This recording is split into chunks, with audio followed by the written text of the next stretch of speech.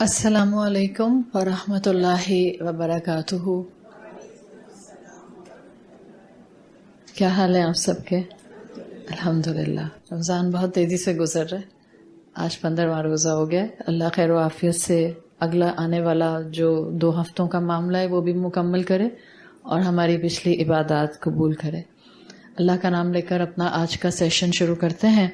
الحمدللہ رب العالمین والصلاة والسلام علی اشرف الانبیاء والمرسلین وعلی آلہ وصحبہ ومن استنى بسنتہ الی یوم الدین۔ اللہم جعلنا منہم ومن الذین آمنوا وعملوا الصالحات وتواصوا بالحق وتواصوا بالصبر، آمین یا رب العالمین۔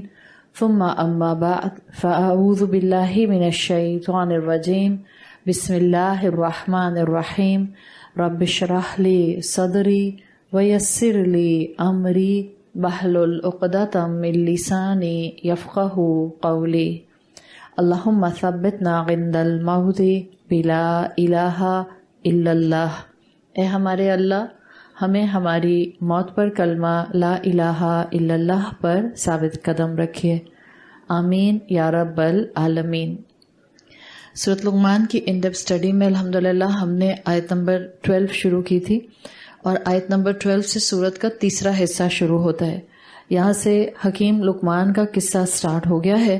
حکیم لقمان کے بارے میں آپ کو جو آراء اب تک بتائیں، اس میں یا تو کہا جاتا ہے کہ یہ ایک آزاد شہری تھے یا غلام تھے اور بعد میں آزاد ہو کر جج بن گئے تھے، یا تو یہ داؤد علیہ السلام کے دور کے تھے، یا یہ 3000 سال قبل مسیح کے انسان تھے۔ بعض اسکالرز اور میجورٹی صحابہ کے نزدیک ایک حکیم انسان تھے، وائس پرسن، نبی نہیں تھے، کچھ کے مطابق نبی تھے۔ اور اسی طرح سے پھر آپ کو یہ محسوس ہوتا ہے کہ اللہ تعالیٰ نے ان کے لیے قرآن میں ان کا تعارف ان کے حسب نسب اور خاندان اور ان کے حال حلیے سے نہیں دیا، بلکہ اللہ نے ان کا تعارف کرایا ان کی ایک صفت کے ساتھ جو کہ حکمت کی صفت تھی۔ اسی حکمت کی صفت کو سامنے رکھتے ہوئے آپ نے آیت نمبر 12 دیکھی تھی، جہاں اللہ نے فرمایا وَلَقَدْ آتَيْنَا لُقْمَانَ الْحِكْمَةَ أَنِ اشْكُرْ لِلَّهِ وَمَنْ يَشْكُرْ فَإِنَّمَا يَشْكُرُ لِنَفْسِهِ وَمَنْ كَفَرَ فَإِنَّ اللَّهَ غَنِيٌّ حَمِيدٌ۔ اسی حوالے سے ہم نے الحمدللہ کل حکمت کے اوپر تھوڑی بات کی تھی اور شکر کے حوالے سے آپ کو بتایا تھا۔ اللہ تعالیٰ نے قرآن کے اندر حکیم لقمان کی پرسنالٹی کو مینشن کر کے اور حکمت ان کی صفت مینشن کر کے ایک بیسک سٹرکچر حکمت کا بتا دیا کہ کس طرح سے انسان اپنے اندر حکمت اکٹھی کرنے کی ابتدا کر سکتا ہے۔ انشکر للہ کو میں نے آپ کو دونوں طرح سے بتایا تھا کہ ایک اس کا مفہوم لیا جاتا ہے کہ حکیم لقمان کو یہ کہا گیا کہ حکمت آئے گی تو اب آپ کو شکر اڈاپٹ کرنا آسان ہو جائے گا، اور وائسا ورسا جس انسان میں شکر ہوتا ہے اس انسان میں حکمت آنا شروع ہو جاتی ہے۔ اس لیے آپ کو بتایا تھا کہ امام طبری حکیم لقمان کی پرسنالٹی کو 3 چیزوں میں کمپلیٹلی انکمپس کرتے ہوئے آپ کو نظر آتے ہیں۔ انہوں نے کہا کہ ان کی پہلی پہچان یہ تھی کہ ان کے اندر فقہ الدین تھا، یعنی ان کو دین کی پہچان تھی، کون سی عبادات کرنی ہے اس وقت جو بھی علم تھا وہ ان کی نالج میں تھا۔ پھر آپ کو بتایا تھا ان کی دوسری صفت جو امام طبری مینشن کرتے ہیں وہ تھا معرفت العلم و استعمال العقل، یعنی ان کے اندر نہ صرف یہ کہ عقل درست تھی بلکہ وہ عقل صحیح علم کی پہچان کے پیچھے پیچھے چل رہی تھی۔ تیسری کوالٹی امام الطبری نے جو حکیم لقمان کی مینشن کی ہے وہ ہے اصابہ بالقول، یعنی کہ وہ جو بھی بات کرتے تھے بہت بیلنسڈ بات کیا کرتے تھے اور نپی تلی بات کیا کرتے تھے۔ اسی حوالے سے ہم نے اپنی بات کو آگے کرتے ہوئے شکر کا اوور آل مفہوم دیکھا تھا کہ جس میں آیا تھا کہ آیت میں یہ بات واضح ہو گئی کہ شرطیہ مفہوم ہے، جو شکر کرتا ہے اپنے لیے کرتا ہے، اللہ غنی ہے، اللہ خود رچ ہے، وہ تو خود خزانوں کا مالک ہے، اس کو انسان کی شکر گزاری سے کوئی فرق نہیں پڑتا۔ تو انشاءاللہ اب اگلی ایکسپلینیشن اسی آیت کی ہم آج کریں گے اپنے پوائنٹ آف ویو سے، تاکہ ہم بھی اس آیت سے کچھ اپنے عمل کے موتی اٹھا سکیں۔ شکر کا مقام انشاءاللہ آج ہم دیکھیں گے۔ آج کا ہمارا جو سیشن ہوگا اس میں آیت نمبر 12 کو مکمل کرتے ہوئے ہم 13 پر جائیں گے، اور 12 میں ہم شکر دیکھیں گے، اور اسی 12 کے بعد اگلی آیت جو آئے گی اس میں شرک کا جو ریفرنس آئے گا تو آپ کو شکر اور شرک کا تعلق سمجھ آئے گا. پہلی ایکسپلینیشن ہم آج کی کلاس کے حساب سے کرتے ہیں اور وہ ہے شکر کا مقام. آپ نے اکثر ایک چیز محسوس کی ہوگی کہ جب دین سے ہم جڑ جاتے ہیں تو دین سے جڑنے کے بعد جو اجر کمانے کی ایک کیپیسٹی ہوتی ہے، یہ ذہن میں یہ آنا کہ مجھے اس کام پر اجر ملے گا، وہ زیادہ تر ہمارے ذہن میں آتا ہے کسی مشکل سے گزرنے کے بعد، یعنی کسی آزمائش سے گزرنے کے بعد، یا کوئی ٹف ٹائم میں فیس کر رہی ہوں، یا میں کسی مشکل ترین دور سے گزر رہی ہوں، تو ہمیں لگتا ہے کہ اس وقت مجھے بہت اجر مل رہا ہوگا اگر میں نے صبر کیا. ٹو سرٹن ایکسٹینٹ ڈیفینیٹلی یہ ایک بہت اچھا ایسپیکٹ ہے کہ آپ کو اپنی مشکل سے گزرتے ہوئے یہ احساس ہو جائے کہ مجھے اس مشکل پر صبر کرتے ہوئے اجر ملے گا. لیکن انسان صرف مشکل سے اجر نہیں سمیٹ رہا ہوتا، انسان صرف آزمائش سے صبر نہیں سمیٹ رہا ہوتا، انسان اپنی زندگی کی بہترین کیپیسٹیز میں گزرے ہوئے ادوار سے بھی اجر سمیٹ رہا ہوتا ہے. یعنی جب آپ بھرپور نعمتوں میں ہوتے ہیں، جب آپ کو اللہ تعالیٰ نے سہولت، آسانی اور آپ کو بہت سی لگژری دی ہوئی ہوتی ہے، اگر اس کیپیسٹی میں آپ ایک شکر گزار انسان کے طور پر رہتی ہیں تو آپ تب بھی اجر سمیٹ رہی ہوتی ہیں. اس لیے کہ ایک انسان محنت کر رہا ہے، آپ کو پہلے بھی کئی دفعہ مثال دی، ایک انسان محنت کر رہا ہے، یعنی ایک انسان جو ہے وہ دن رات اللہ کے راستے پر گھر سے باہر نکل کر لیٹ سے لوگوں کی خدمت کر رہا ہے، تو وہ بظاہر مشکل اٹھا رہا ہے اور وہ بظاہر اپنے آپ کو ایک سٹرگل کے پیریڈ سے گزار کر اللہ کی مخلوق کی خدمت کر رہا ہے. تو ہمیں زیادہ تر لگتا ہے کہ اس نے تو بہت اجر کما لیا، اس لیے کہ یہ تو فلنتھراپسٹ ایکٹیویٹیز کر رہا ہے، سوشل ورک کر رہا ہے، مخلوق کی خدمت کر رہا ہے، لوگوں کے کام آ رہا ہے، تو ہمیں اس کی نیکی بہت پرومیننٹ اور ہائی لائٹڈ لگتی ہے. اس کے مقابلے میں ہو سکتا ہے آپ کو گھر سے نکلنے کا موقع ہی نہیں ملتا، صرف اس لیے کہ آپ کے گھر میں بزرگ ماں ہے، یا آپ کے گھر میں بزرگ والدین ہیں، یا آپ کو XYZ چھوٹے بچوں کی وجہ سے گھر سے نکلنے کا موقع نہیں ملتا، اور آپ کا سارا دن اسی میں گزر جاتا ہے. صبح سے شام ہوتی ہے، آپ گھر کے ہی چکر کے اندر، گھر کے ہی معاملات کے اندر انوالو رہتی ہیں، اور آپ کو پتہ بھی نہیں چلتا شام اور رات آتی ہے اور آپ تھک کر بستر پر لیٹ جاتے ہیں. تو آپ کو لگے گا کہ میں تو کچھ کر ہی نہیں رہی. میجورٹی آف دا ٹائم عورتیں اسی طرح سے گفتگو کرتی ہیں کہ مجھے تو کچھ کرنے کا موقع نہیں ملتا دین کے لیے، اس لیے کہ میں تو سارا دن گھر میں ہی رہتی ہوں اور میرا سارا وقت گھر میں ہی لگ جاتا ہے. اس کو یاد رکھیں، گھر میں رہ کر اللہ کی بندی بن کر اپنے فرائض کو تھامتے ہوئے اگر آپ گھر کے کاموں میں بزی ہیں اور آپ اپنے فرائض کو مس نہیں کرتے ہیں اور اللہ کی رحمت سے دل میں اللہ کی محبت اور زبان پر اللہ کا ذکر رہتا ہے تو آپ بھی اجر سمیٹ رہی ہوتی ہیں. تو اجر صرف مشکلات میں نہیں سمیٹا جاتا، اجر حالت شکر میں بھی سمیٹا جاتا ہے. اس لیے میں نے آپ کو کل رسول اللہ صلی اللہ علیہ وسلم کی حدیث بتائی تھی، الطائم الشاکر بمنزلۃ الصابر، کہ وہ انسان جو کھانا کھا کر شکر ادا کرتا ہے یا کھانا کھاتے ہوئے شکر کرتا ہے، وہ روزے دار کی طرح صبر کرنے والے اجر کے مقام پر آ جاتا ہے. ایک تابعی اسکالر آتے ہیں جن کا نام آتا ہے مترد، میم طا را دال، مترد نام آتا ہے ان کا. وہ کہا کرتے تھے کہ مجھے محبوب ہے کہ میرے لیے جو مقام ہو شکر گزاری کا وہ نعمتیں اور آسانیاں ہوں، بجائے اس کے کہ مجھ پر مشکلات آئیں اور مجھے صبر کر کے اجر سمیٹنا پڑے. کیوں کہا انہوں نے یہ؟ اس لیے کہ مشکلات کے اندر ایمان کا جلدی سلپ کر جانا آسان ہوتا ہے. مشکلات میں انسان آسانی سے ایمان کو کمزور ہوتے ہوئے دیکھتا ہے. حالانکہ آپ اور میں اس چیز کو بھی پریکٹس کر چکے ہیں کئی دفعہ کہ جب بہت زیادہ خوشیاں بھی مل رہی ہوتی ہیں تب بھی ہمارے لیے اللہ کی فرما برداری پر قائم رہنا مشکل ہو جاتا ہے. صرف ایک عید کا دن، واحد ایک عید کا دن بھی اگر ہم پورے سال میں اسٹڈی کر لیں تو سب سے زیادہ خوشی کا دن ہوتا ہے.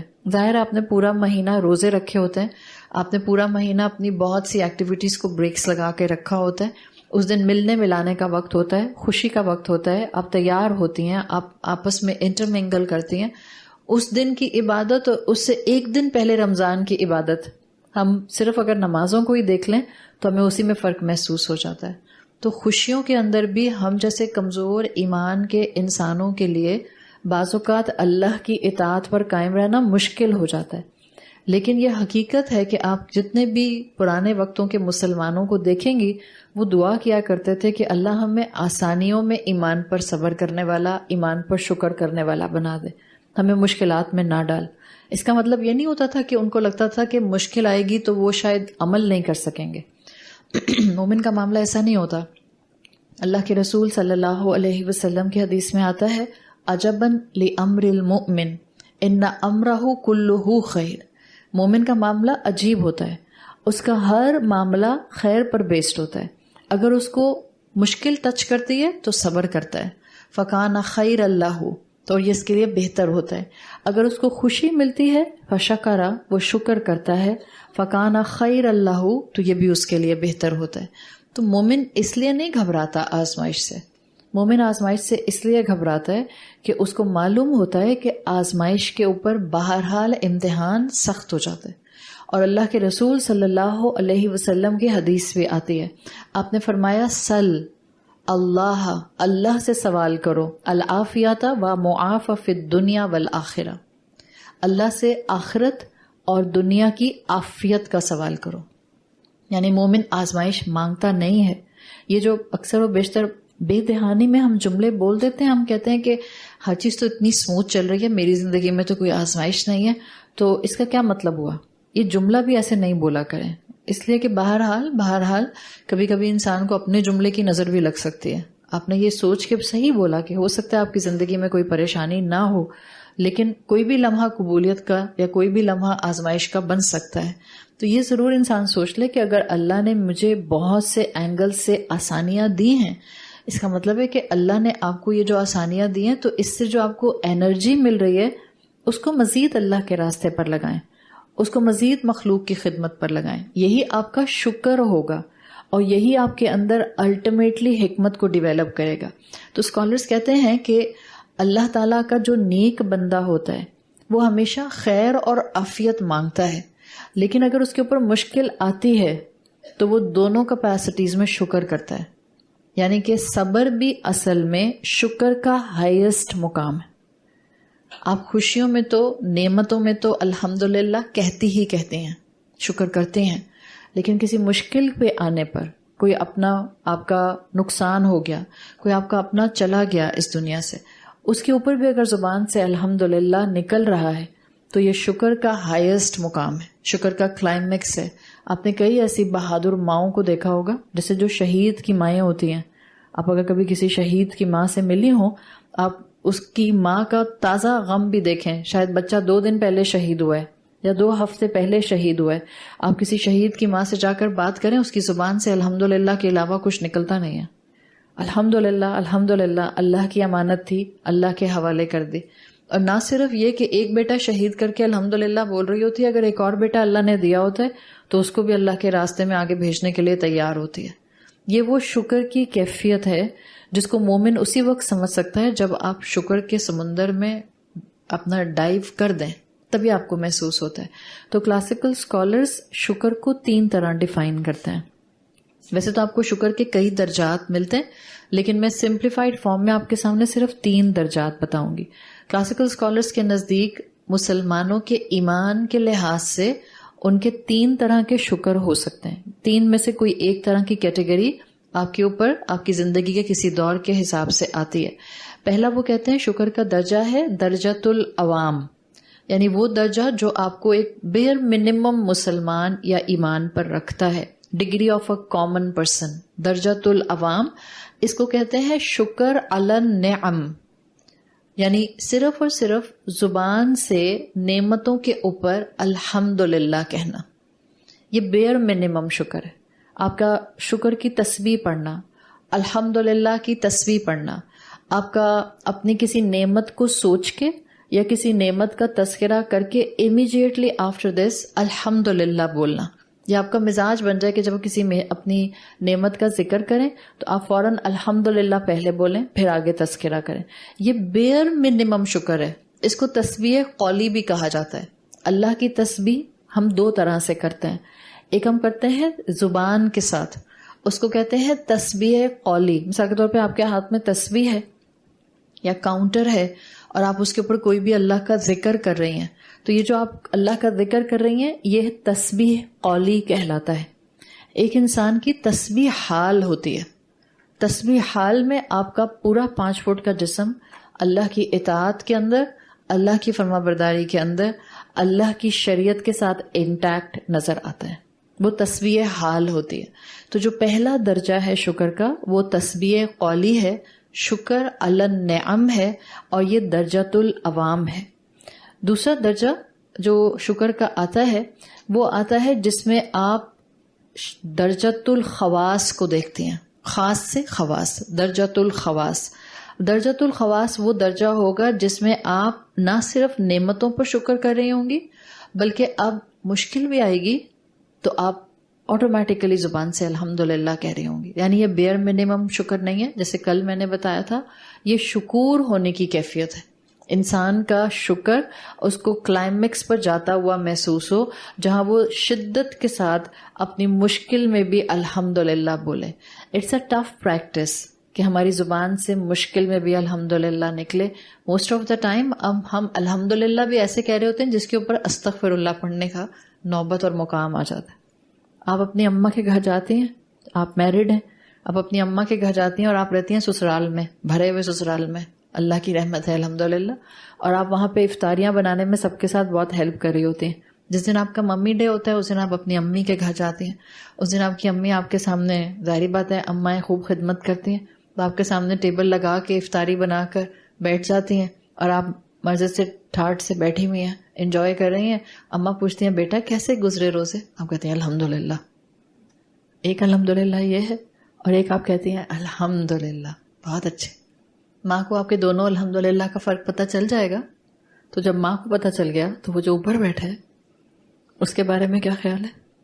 آپ کا اور میرا شکر کس زبان سے ہوا، کس انداز سے ہوا، کس باڈی لینگویج سے ہوا، اوپر والے نے سب دیکھ لیا اور اس کے فرشتوں نے سب ریکارڈ کر لیا.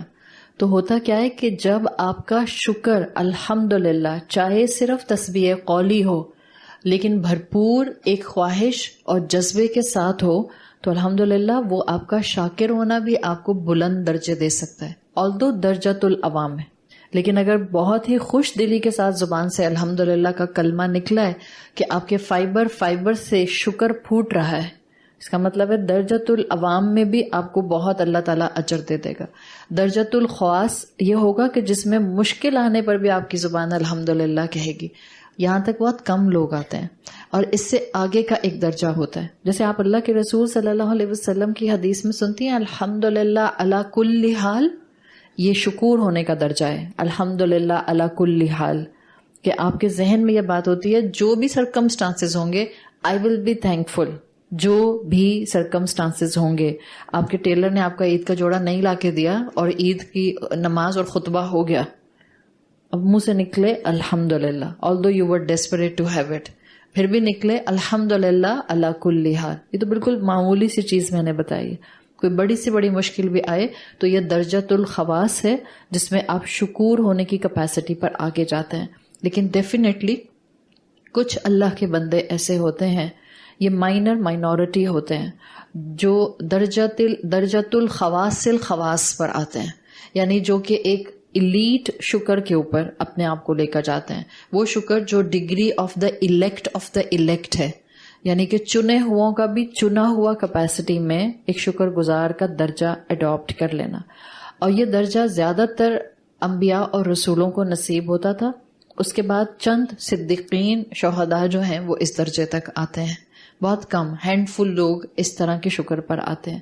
درجۃ الخواص الخواص یعنی کہ وہ شکر جو الیکٹ آف دی الیکٹ کا ہے. اس میں آپ کا فوکس ٹوٹل سارے کا سارا خوشی ملنے پر نعمت پر نہیں ہوتا، غم آنے پر غم پر نہیں ہوتا. ان آئدر کیس آپ کا فوکس رب پر ہوتا ہے، منعم پر ہوتا ہے، اس پر ہوتا ہے جس نے نعمت دی، اس پر ہوتا ہے جس نے نعمت لے لی. اور وہ ایک ہی ہستی ہے، وہ ہے اللہ رب العزت کی ہستی. یعنی جب آپ کی زندگی کا ٹوٹل فوکس اللہ ہو جائے، کوئی بھی حالات ہوں، آپ یہ نہیں دیکھتے کہ اس نے آپ کو کیا دیا ہے. ہم تو اللہ کے ساتھ بھی بارٹر سسٹم کر رہے ہوتے ہیں نا. اللہ میں نے اتنے سارے ایکسٹرا نوافل پڑھے تھے تو اب تو میری ساری دعائیں قبول ہونی چاہیے تھیں، اب میرے رزلٹ بھی میرے حساب سے آنے چاہیے تھے، اب مجھے دلہا بھی اپنی پسند کا ملنا چاہیے تھا. بارٹر سسٹم چل رہا ہے نا ہمارا، دلہن بھی اپنی پسند کی ملنی چاہیے تھی. اس لیے کہ ہمیں ہوتا ہے ٹرانزیکشن، ایک تجارت، عبادت تجار ہیں ہم زیادہ تر. ہم اللہ کے ساتھ ٹرانزیکشن پر عبادات کر رہے ہوتے ہیں. اللہ کا بندہ یہ جو اس لیول پر آتا ہے شکر کے، جو درجۃ الخواص الخواص پر آتا ہے، یہ عباد الاحرار ہوتا ہے، ایک آزاد عبد ہوتا ہے. اس کو نعمت ملتی ہے اور کوئی بھی نعمت ملتی ہے، اس پر مشکل آتی ہے اور کوئی بھی مشکل آتی ہے، اس کا فوکس اللہ رب العزت کی ذات پر ہوتا ہے. جب نعمت ملتی ہے اللہ پر فوکس کرتا ہے اور اپنے گناہوں پر اور اپنی فقیری پر فوکس کر کے ہر حال میں شکر ادا کرتا ہے. انشکر للہ، شکر تو اصل میں ہے ہی اللہ کے لیے. اور یہ وہ کیفیت آتی ہے جس کو حضرت علی کے قول میں آپ سمجھ سکتی ہیں. حضرت علی کہا کرتے تھے ما رأیت شیئا، میں نے کوئی چیز نہیں دیکھی الا رأیت اللہ قبلہ وفیہ وبعدہ. کہتے تھے میں نے کوئی نعمت نہیں دیکھی کہ میں نے اس نعمت سے پہلے بھی اپنا فوکس اللہ پر رکھا، نعمت ملنے کے درمیان میں بھی اپنا فوکس، یعنی جب میں نعمت کو انجوائے کر رہا تھا تب بھی میرا فوکس اللہ پر رہا، اور نعمت کے جانے کے بعد بھی میرا فوکس اللہ پر رہا. جس انسان کی یہ کیفیت ہوگی وہ ہوگا درجۃ الخواص الخواص پر، the level and the degree of the elect of the elect, چنے ہوا میں سے بھی چنے ہوئے. یہ انسان کبھی بھی نعمت کو نعمت دینے والے کے اگینسٹ استعمال نہیں کرتا، اس لیے بہت کم لوگ ہوتے ہیں جو اس درجے تک آتے ہیں. تو یہ 3 درجات ہیں شکر کے. اب ہم میں سے ہر ایک کے پاس ایک سلیبس بھی آ گیا کہ ہم نے اپنے شکر کو کہاں تک لے کر جانا ہے، اور ہمارے پاس ایک کرائیٹیریا بھی آ گیا کہ ہم اپنے اپنے شکر کو اسٹڈی کر لیں کہ ہمارے شکر کی کیفیت اس کے اندر کیا آج کی زندگی میں بن رہی ہے. ایک حوالے سے صرف میں اسی آیت میں شکر کے ماحول کو یا شکر کی کیفیت کو آپ کے سامنے رکھنا چاہوں گی. انسان کی زندگی میں ہر نعمت پر شکر ایک الگ حق مانگتا ہے.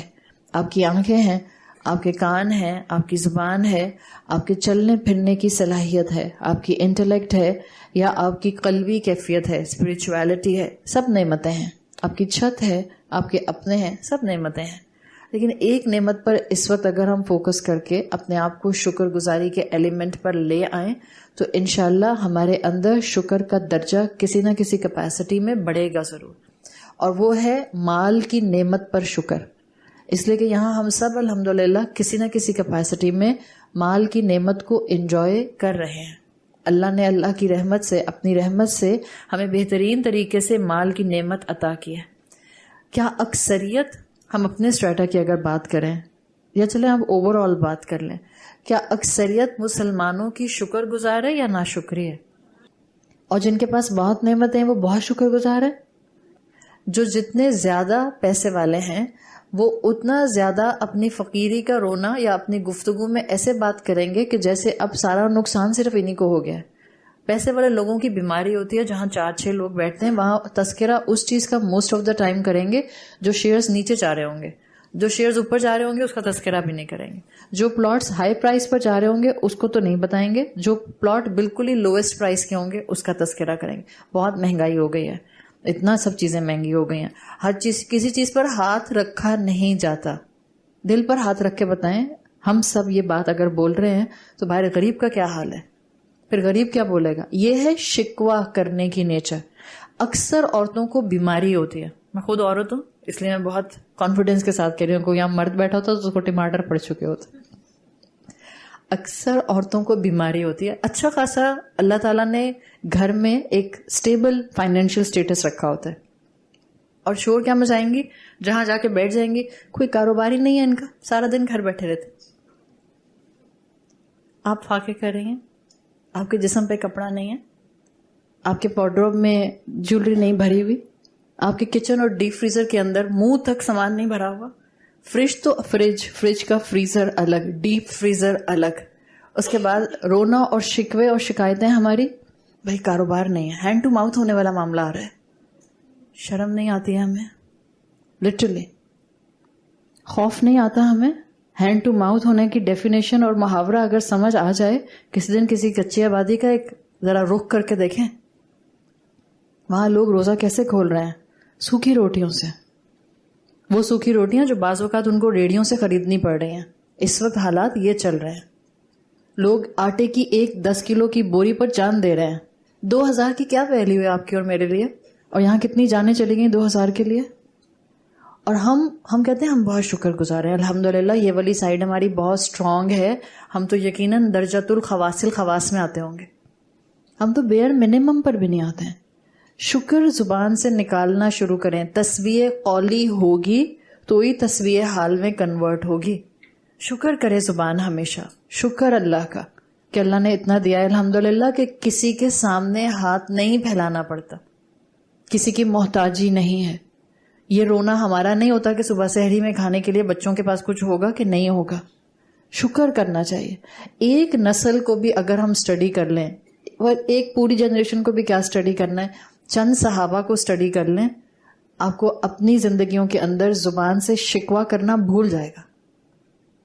ہم شکوہ کرنے والی قوم ہیں، نوکروں پر ہم شکوہ کرتے ہیں، شوہروں پر ہم شکوہ کرتے ہیں، حالات پر ہم شکوہ کرتے ہیں، آس پاس کی مہنگائی پر ہم شکوہ کرتے ہیں، ڈیزائنر سوٹس اتنے مہنگے کیوں ہو گئے ہم اس پر بھی شکوہ کرتے ہیں۔ تو بھئی آپ کو کسی نے گن پوائنٹ پر کہا ہے کہ آپ خرید کر لیں، مت لیں۔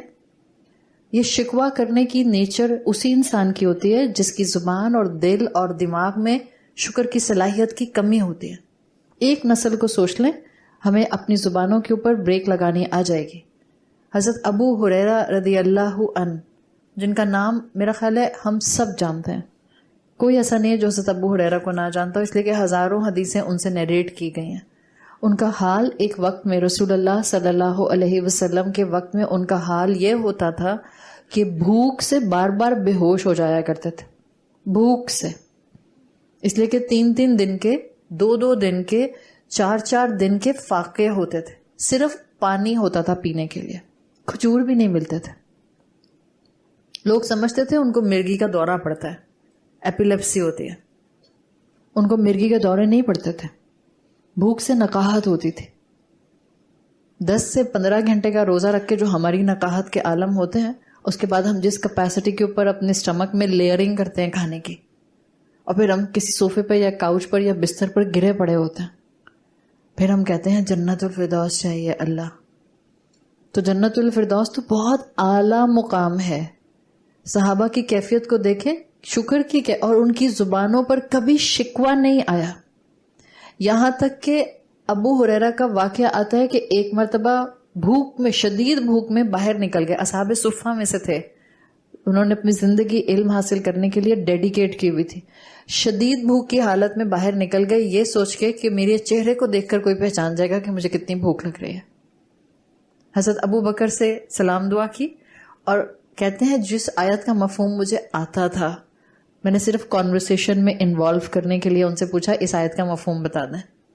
انہوں نے آیت کا مفہوم بتایا، ان کو نہیں پتا چلا کہ بھوکے ہیں، اور اس کے بعد حضرت ابو بکر چلے گئے۔ کہتے ہیں بازار میں آگے گیا تو عمر ملے، عمر رضی اللہ عنہ، میں نے ان سے بھی ایک آیت کا مفہوم پوچھا، اس آیت کا مفہوم بھی مجھے آتا تھا، but I just wanted to engage myself in conversation with him, تاکہ ان کو پتا چل جائے کہ مجھے بھوک لگ رہی ہے۔ حضرت عمر نے بھی اپنی بات بتائی اور پھر چلے گئے۔ تیسرے ان کو رسول اللہ صلی اللہ علیہ وسلم ملے، اور اللہ کے رسول کو جیسے ہی انہوں نے سلام کیا، آپ صلی اللہ علیہ وسلم ان کو ہاتھ پکڑ کر اپنے ساتھ لے گئے اور اپنے ساتھ لے جا کر بٹھایا، اور دودھ کا پیالہ، یا ایک روایت میں آتا ہے دہی کا پیالہ پریزنٹ کر دیا۔ یہ عالم ہوتا تھا، منہ سے کچھ بولتے نہیں تھے، شکوہ نہیں کر رہے، حالانکہ کہہ سکتے تھے حضرت ابو بکر سے، اصحاب صفہ میں سے تھے، he dedicated his life to gain information and knowledge of deen، لیکن انہوں نے کوئی شکوہ نہیں کیا، کوئی شکایت نہیں کی، خاموشی سے، صبر کے ساتھ، جب بھی اس نقاہت سے بے ہوش ہوا کرتے تھے۔ صحابہ کے گھر ہیں وہ صحابہ جن کے لیے اللہ قرآن میں فرماتا ہے رضی اللہ عنہم ورضوا عنہ، دنیا میں ان کو بشارتیں ملی ہیں، ان کی زندگی میں ان کو بشارتیں ملی ہیں کہ اللہ نے ان کو معاف کر دیا، اللہ نے ان کو بخش دیا، نہ صرف اللہ نے ان کی مغفرت فرما دی، اللہ نے ان کو اپنی رضوان عطا کر دی، اپنی رضا ان کو دے دی۔ یہ وہ صحابہ کے گھر تھے کہ اپنے بچوں کو بھوک کی وجہ سے مائیں صحابیات خالی پتیلی چولہے پر رکھ کے، پانی اس میں چڑھا کے، صرف چمچ چلا کے تسلی دیا کرتی تھیں کہ کھانا پک رہا ہے، اور بچہ انتظار کرتے کرتے کرتے کرتے سو جایا کرتا تھا۔ یہ حالات تھے مسلمانوں کے، اور یہ وہ قوم تھی جو بخشی بخشائی تھی، اللہ کے رسول صلی اللہ علیہ وسلم کی تربیت یافتہ۔ جسٹ موو فارورڈ، اللہ کے رسول صلی اللہ علیہ وسلم کی طرف آئیں، وہ تو اللہ کے حبیب تھے، ان کے اوپر تو اللہ سارے خزانوں کے منہ کھول دیتا، ان کے اوپر تو زندگی میں کوئی آزمائش کبھی نہ آتی. اللہ کے رسول صلی اللہ علیہ وسلم کی زندگی کے لیے آتا ہے، امام بخاری لکھتے ہیں کہ آپ کی فیملی میں کوئی کنزیکٹو 3 دن ایسے نہیں گزرے کہ آپ کی فیملی نے اور آپ نے کنزیکٹو 3 دن گندم کھائی ہو. اٹ واز دا لگژری کہ آپ کنزیکٹو 3 دن گندم کھاتے، کھائی نہیں کبھی بھی. حضرت عائشہ کہتی ہیں ٹل دا ٹائم ہم مدینہ آئے ہیں، اس وقت سے لے کر ٹل دا ٹائم ہماری فیملیز میں لوگوں کے انتقال ہوئے ہیں، ہم نے کنزیکٹو لگاتار 3 دن گندم نہیں کھائی. ہمیں تو ہوش ہی نہیں ہے کوئی ہم کہاں رہتے ہیں اور ہمارے گلے اور شکوے کس کیپیسٹی کے ہیں. حضرت عائشہ کہتی ہیں کہ مہینے گزر جاتے تھے ہمارا چولہا نہیں جلتا تھا. چولہا نہیں جلتا تھا مطلب یہ نہیں تھا کہ مہینے بھر کچھ کھاتے نہیں تھے، مطلب یہ تھا کہ پکانے کے لیے کچھ ہوتا نہیں تھا، پانی اور کھجور پر گزارا کرتے تھے. اور کہتے ہیں کبھی کوئی نیبر چھوٹا سا پیس گوشت کا پکا ہوا بھیج دیا کرتا تھا تو ہم اس کو تناول فرما لیا کرتے تھے. انس بن مالک رضی اللہ عنہ کو ہم جانتے ہیں، رسول اللہ صلی اللہ علیہ وسلم کے غلام تھے. انس بن مالک کہتے ہیں کہ اللہ کے رسول صلی اللہ علیہ وسلم نے اپنی زندگی میں کبھی سافٹ بریڈ نہیں کھائی. سافٹ بریڈ نہیں کھائی کا مطلب باسی روٹی کھاتے تھے، بالکل باسی روٹی، وہ جو سوکھی ہوئی ہوتی ہے. ہمارے بچے وہ جو سرے ہوتے ہیں بریڈ کے ایجز کھلائیں آپ اپنے بچوں کو صبح سحری میں، اور بہت اچھا پین پہ گرم کر کے کھلائیں. وہ کہتے ہیں کیوں، میں ہی رہ گیا ہوں سرے کھانے کے لیے. تو ہماری زبانوں پر شکر نام کا نہیں ہے. ہمیں لگتا ہے ہم بڑے شکر گزار ہیں، ہمیں لگتا ہے ہم بڑے صابر ہیں، ہمیں لگتا ہے نہیں ہم تو بہت زیادہ اپنے آپ کو رکھ رکھاؤ سے لگتے ہیں. ایک مرتبہ ایک فقیر آیا، جسٹ ون کیفیت آف اللہ کے رسول صلی اللہ علیہ وسلم کے گھر کی. آپ کی 11 ازواج تھیں ایک وقت میں. آپ صلی اللہ علیہ وسلم کے دروازے پر فقیر سائل آتا ہے، کہتا ہے انی مجہود، میں شدید بھوکا ہوں، آئی ایم ایکسٹریملی ہنگری، میرے پاس کچھ کھانے کو نہیں ہے اور میں نے کئی دن. مجہود کہتے ہیں ایسا شخص جس نے 4-5 دن سے کچھ نہ کھایا ہو. اس نے اللہ کے رسول کا دروازہ کھٹکھٹایا اور اللہ کے رسول سے کہا انی مجہود. اللہ کے رسول صلی اللہ علیہ وسلم نے اپنی زوجہ سے کہا کہ کچھ ہے تو کھانے کے لیے دے دو. کہتی ہیں اللہ کی قسم پانی کے علاوہ کچھ بھی نہیں ہے. آپ دوسری زوجہ کے گھر جاتے ہیں وہ بھی یہی کہتی ہیں، آپ تیسری کے گھر جاتے ہیں وہ بھی یہی کہتے ہیں، یہاں تک کہ آپ آخری کے گھر جاتے ہیں وہ بھی یہی کہتی ہیں کہ اللہ کی قسم پانی کے علاوہ کچھ نہیں ہے. آپ سوچ سکتے ہیں ایک کھجور بھی نہیں ہے کہ اس فقیر کو دے دی جائے، ایک کھجور بھی نہیں ہے. یہ تھا وہ دور جس کے اندر ان مسلمانوں نے زبان سے کبھی ناشکری کا کوئی کلمہ بولا نہیں، اور ہم اس امت کے پیچھے، اس نسل کے پیچھے جنتوں میں جانے کے روادار ہیں، خواہش مند ہیں، بہت زیادہ اپنے آپ کو اس کے لیے دعائیں مانگ مانگ کر رکھتے ہیں. تو کم سے کم اگر ظاہر ہے ہم ان لائف سٹائلز پر نہیں جا سکتے ہیں، ہمارا اتنا ایمان کی طاقت نہیں ہے کہ ہم اپنے اوپر جو ہیں وہ عظیمت کے پہلو اڈاپٹ کریں اور ہم کہیں کہ ہم اپنے آپ کو بہت بیئر منیمم پر رکھیں گے. ہوتے ہیں کچھ اللہ کے ایسے بندے جو اپنی زندگی میں بیئر منیمم پر رہتے ہیں، سادہ زندگی گزارتے ہیں.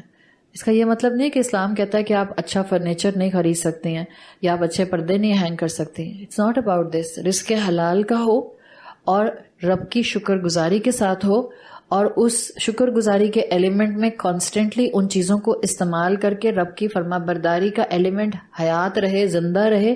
اس کا مطلب ہے کہ آپ کا وہ سارا مال کا معاملہ مبارک ہے. لیکن شکر کا حق تو ادا کریں. حکمت کیسے آئے گی ہم میں جب شکر ہی نہیں ہے؟ بالکل بیسک چیز ہے. بعض لوگ حکمت کو صرف اور صرف اس چیز سے ریلیٹ کرتے ہیں کہ مجھے تبلیغ بہت اچھی کرنی آ جائے. میجورٹی آف دا ٹائم عورتیں آ کر جب سوال کرتی ہیں تو ان کے سوالوں سے پتہ چل رہا ہوتا ہے کہ what they are trying to ask. ان کو لگتا ہے حکمت صرف یہ ہے کہ میں بات ایسے کروں، دین کی بات ایسے کروں کہ بس میرے منہ سے پھول جھڑیں اور اس کے بعد لوگوں کے دل جو ہے وہ اپ سائڈ ڈاؤن بدلیں اور سب کے سب جو ہیں وہ ولی اللہ ہو جائیں. حکمت صرف یہ نہیں ہے کہ آپ کو بات درست کرنی آ جائے. حکمت پہلے تو اپنا پرسپیکٹو درست کرنے کی بات ہے. ابھی حکیم لقمان کی نصیحت شروع ہو گئی ہے کیا؟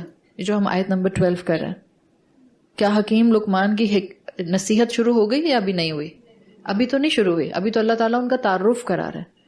ابھی تو آیت نمبر 12 میں ان کا تذکرہ شروع ہوا ہے. ابھی حکیم لقمان کی تو حکمت آئی نہیں کہ ان کی حکمت کیا تھی. ابھی تو ان کی کیفیت بتائی جا رہی ہے کہ وہ کس طرح کی شخصیت تھے. ایک شکر گزار شخصیت ہے. حکمت ڈھونڈتے پھرتے ہیں ہم اس بات پہ کہ ہمیں ہر ایک سے بات کرنی آ جائے, ہر ایک کو دلائل دینے آ جائیں, ہر ایک کو چپ کرانا آ جائے, اور ہمیں لگتا ہے یہ حکمت ہے. یہ حکمت نہیں ہوتی ہے. بہت ہی حکیم انسان, بہت ہی حکیم انسان جس کے پاس بے تحاشا دلائل ہوں, بعض محفلوں میں خاموش بیٹھا رہتا ہے. اتنا کہ آس پاس والے جو اس کے دلائل کو جانتے ہیں وہ حیران بھی ہو جاتے ہیں کہ ان کو تو اتنے دلائل آتے تھے, یہ جواب کیوں نہیں دے رہے. اس لیے کہ اس کو پتا ہوتا ہے اس وقت حکمت یہ ہے کہ منہ بند رکھا جائے. حکمت یہ ہے. اور آپ کی اور میرے لیول پر حکمت یہ ہے کہ بیسک شکر گزاری آ جائے. سورہ لقمان حکمت حاصل کرنا سکھا رہی ہے.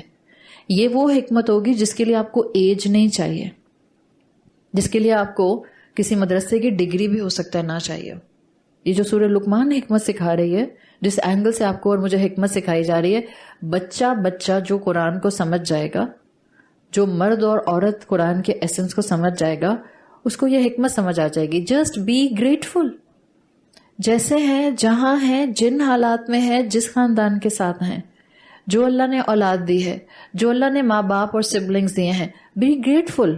شکر گزار بن جائیں, تھینک یو کہنے والے بن جائیں, اپنے آپ کو ایک کانسٹنٹلی ہمبل ایٹیٹیوڈ کے ساتھ رکھنے والے بن جائیں. یہ وہ کیفیت ہے جو اللہ نے یہاں مینشن کیا تاکہ ہمارے اندر حکمت کا پہلو ڈیولپ ہو. حکمت انسان کو انورڈلی شکر گزار بناتی ہے. اٹس ناٹ جسٹ زبان کا شکر, آپ کے اندر سے شکر پھوٹتا ہے. یہ وہ کیفیت ہے جو حکمت کے تھرو سکھائی جاتی ہے. اور اگر انسان کے اندر یہ والا پہلو نہیں آتا حکمت کا, تو پھر اللہ نے کہہ دیا ہے کہ جو شکر کرتا ہے اپنے لیے کرتا ہے, اور جو کفر کرتا ہے تو اللہ غنی ہے اور حمید ہے. اللہ کے پاس سارے ریسورسز ہیں, اس کو ہمارے نہ شکر کی ضرورت ہے نہ اس کو ہماری ناشکری سے کوئی فرق پڑتا ہے. تو کفر کا لفظ آیت نمبر 12 میں اس بلیٹنٹ کفر کے لیے نہیں آیا جو اللہ کے مقابلے میں شرک ٹھہرا کر کیا جاتا ہے. یہاں کفر کا لفظ ناشکری کے لیے آیا ہے, گریٹیٹیوڈ سے دور ہٹنے کے لیے آیا ہے, ناشکری اڈاپٹ کرنے کے لیے آیا ہے. جو ناشکری اڈاپٹ کرے گا وہ اپنا نقصان کرے گا. شکر گزار انسان کو سکون نصیب ہوتا ہے. شکوہ شکایتیں کرنے والے ناشکرے انسان کو صرف اور صرف بے چینیاں ملتی ہیں. ہر وقت کمپلینٹس کرتے رہنا, ہر وقت. یہاں ایک پہلو آپ گھروں کے حساب سے, اگر آپ کے بچوں کی ڈائیورس ہو جاتی ہے, سیپریشن ہو جاتی ہے, شکر کا پہلو یہ بھی ہوتا ہے کہ اب آپ کا بیٹا تھا یا آپ کی بیٹی تھی, جس خاندان سے رشتہ ٹوٹا ہے, اب اس خاندان کی برائیاں پورے معاشرے میں اور پورے خاندان میں کرتے نہ پھریں. اللہ کا شکر ادا کریں, اللہ نے کسی بڑی مشکل سے بچا لیا.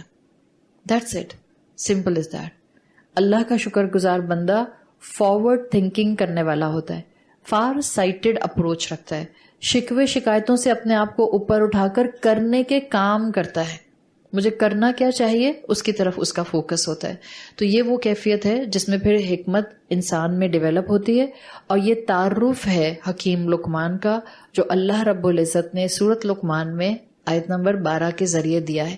آگے آیت نمبر 13 میں اب حکیم لقمان کی جو نصیحت ہے حکمت بھری وہ شروع ہو رہی ہے. وَإِذْ قَالَ, اور جب وَإِذْ قَالَ لُقْمَانُ, اور جب لقمان نے کہا, یاد کرو جب لقمان نے کہا, لِبْنِهِ, اپنے بیٹے سے, وَهُوَ يَعِظُهُ, اور وہ اس کو نصیحت کر رہا تھا, یا بنیا لا تشرک باللہ, اے میرے پیارے بیٹے اللہ کے ساتھ شریک مت ٹھہرانا, ان الشرک لظلم عظیم, یقیناً شرک جو ہے وہ بہت بڑا ظلم ہے. ایک کیفیت آپ کو 12 اور 13 میں ربط دکھائے گی. آیت نمبر 12 میں حکیم لقمان کی شخصیت تھی کہ وہ کیسے انسان تھے, اس میں ان کا عمل نظر آ رہا تھا. کیا عمل تھا آیت نمبر 12 میں حکیم لقمان کا؟ شکر گزاری. ان کا عمل شکر گزاری کا تھا, یعنی حکیم لقمان نے پہلے خود شکر گزاری اڈاپٹ کی, پہلے خود نعمتوں کا درست استعمال اڈاپٹ کیا. اور اب آیت نمبر 13 کا فلو بتا رہا ہے کہ اس کے بعد ان کا سرکل آگے بڑھا اپنے عمل سے. باہر نہیں گئے معاشرے میں, اپنے بیٹے کو سب سے پہلی نصیحت کر رہے ہیں. تو انسان کا اپنا عمل درست کرنا سب سے پہلی رسپانسبلٹی، اور اس کے بعد اس کا اگلا سرکل اس کی اپنی اولاد کا آتا ہے اگر اللہ نے اولاد دی ہے۔ انسان کو اپنی اولاد کے لیے بہت زیادہ کنسرنڈ ہونا چاہیے۔ یہ آپ کو یہاں آیت 12 اور 13 کا سبق مل رہا ہے۔ اب شروع ہو رہی ہے آیت وَإِذْ سے۔ قرآن میں یہ جب اذ آتا ہے حمزہ ذال، ایک اور پیٹرن قرآن میں آتا ہے وَإِذَا، آپ نے پڑھا ہے سورۃ نصر آئی ہے اِذَا جَاءَ نَصْرُ اللَّهِ، وہاں اِذَا آیا ہے۔ انٹرسٹنگلی اردو ٹرانسلیشن میں آپ دونوں کا ٹرانسلیشن ایک ہی دیکھتے ہیں، اذ جب، اِذَا جب۔ یہ جب اذ آتا ہے تو اس کے بعد کلاسیکل اسکالرز کہتے ہیں کہ ایک لفظ محذوف ہوتا ہے، ایک لفظ چھپا ہوا ہوتا ہے، اور وہ ہوتا ہے اذکرو، یاد کرو۔ وَإِذْ میں اذکرو چھپا ہوا ہے، یاد کرو جب۔ اکثر آپ بعض ترجموں میں دیکھتی بھی ہوں گی کہ وَإِذْ میں صرف اور جب نہیں لکھا ہوگا اور یاد کرو جب۔ تو یہ ایک پیٹرن ہے۔ یہ کیوں ڈیویلپ کیا گیا ہے؟ اس لیے کہ دو حروف ہیں، ایک ہے اِذَا اور ایک ہے اِذ۔ یہ دو الگ طرح قرآن میں استعمال ہوتے ہیں۔ اِذَا جب آئے گا تو مستقبل کی بات بھی ہو سکتی ہے، اس میں مستقبل کا ایسنس بھی ہو سکتا ہے، فیوچرسٹک ایسپیکٹ میں بھی بات ہو سکتی ہے جب اِذَا آتا ہے۔ اِذَا جَاءَ نَصْرُ اللَّهِ، جب کبھی اللہ کی مدد آ جائے۔ ابھی بھی آئی ہے وہ بھی شامل ہے، آئندہ بھی جب کبھی آئے گی وہ بھی شامل ہو گیا۔ تو اِذَا میں مستقبل کا ایسنس بھی آتا ہے، اِذ میں صرف ماضی کا ایسنس آتا ہے۔ یعنی یہ صرف اور صرف، پلیز یہاں کوئی میری تصویر تو نہیں کھینچے گا؟ جزاک اللہ۔ آپ لوگوں کے موبائل نہیں ہوتے، میں گھبرا جاتی ہوں۔ ایک تو موبائل بھی سب کے اتنے بڑے بڑے، اور آج کل پکچر کھینچتے ہوئے ڈر لگتا ہے کہ کوئی بھی کھینچ لیتا ہے۔ یہ محفل، قرآن کی محفل امانت ہوتی ہے، اور بہت بھروسہ کر کے ایک پردہ کرنے والی عورت آج کے دور میں اپنا پردہ اٹھا کر سائڈ پہ رکھتی ہے۔ وہ بھروسہ قائم رہنا چاہیے، ورنہ قیامت بھی آنی ہے۔ ہم سب کو یاد رہنا چاہیے، محبتیں اپنی جگہ پر ہوتی ہیں، لیکن محبتوں کے اندر کہیں پر بھی خیانت نہیں آنی چاہیے۔ جس محبت میں خیانت آ جائے نا، وہ محبت نہیں رہتی، وہ پھر تجارت بن جاتی ہے۔ جزاک اللہ۔ اعوذ باللہ من الشیطان الرجیم، بسم اللہ الرحمن الرحیم۔ جب آپ اذ دیکھیں گی قرآن میں تو اذ صرف فعل ماضی کے لیے آتا ہے، وہ کنفرم بات ہوتی ہے کہ اب ماضی کی بات آ رہی ہے۔ تو اس کا مطلب ہے یہاں پر جو آپ کو آیت میں فلو نظر آ رہا ہے، وَإِذْ، یہ اذ آ رہا ہے، ایک چیز جو ماضی میں ہو چکی ہے، پاسٹ ٹینس ہے، معاملہ گزرا ہوا ہے، لقمان حکیم اب دوبارہ نہیں آئیں گے، یہ آپ کی ایک ماضی کی ہستی ہیں، ہسٹری کی ہستی ہیں۔ وَإِذْ قَالَ لُقْمَانُ، اور جب لقمان نے کہا، لِبْنِهِ، اپنے بیٹے سے۔ یہاں پر ہی جو آیا ہے اپنے کے لیے آیا، اس لیے آپ اس کا ترجمہ ہی کرتے ہیں۔ وَهُوَ يَعِظُهُ، اس حال میں کہ وہ نصیحت کر رہے تھے۔ یہاں واو کا ترجمہ اور نہیں کرتے، یہ واو حالیہ ہے، اس حال میں کہ وہ اپنے بیٹے کو نصیحت کر رہے تھے۔ اچھا، نصیحت کے لیے کیا عربی زبان میں نصیحت کا لفظ بھی آتا ہے؟ نصیحت کا لفظ بھی آتا ہے نا، نصیحہ قرآن میں آتا ہے۔ دو الگ الگ بالکل کانسیپٹ ہوتے ہیں۔ اردو میں کیونکہ لمیٹیشن آف ووکیبلری ہے تو ہم ایک ہی ترجمہ کرتے ہیں، ہم واہو و یعظہ کا بھی ترجمہ کرتے ہیں، وہ نصیحت کر رہے تھے، حالانکہ اس کا ترجمہ نصیحت ایگزیکٹ نصحہ والا نہیں ہے، یہ ہے لفظ واو عین ضا سے، جس کو آپ واز کہنا کہتی ہیں، اور وہ واز کر رہے تھے۔ بعض پرانی اردو بولنے والے اس کو جانتے ہیں۔ تو یہاں پر لفظ ہے واز کرنا۔ میں واز کرنے کو ابھی ایکسپلین کرتی ہوں، how it is different from advice, simple advice, نصیحت۔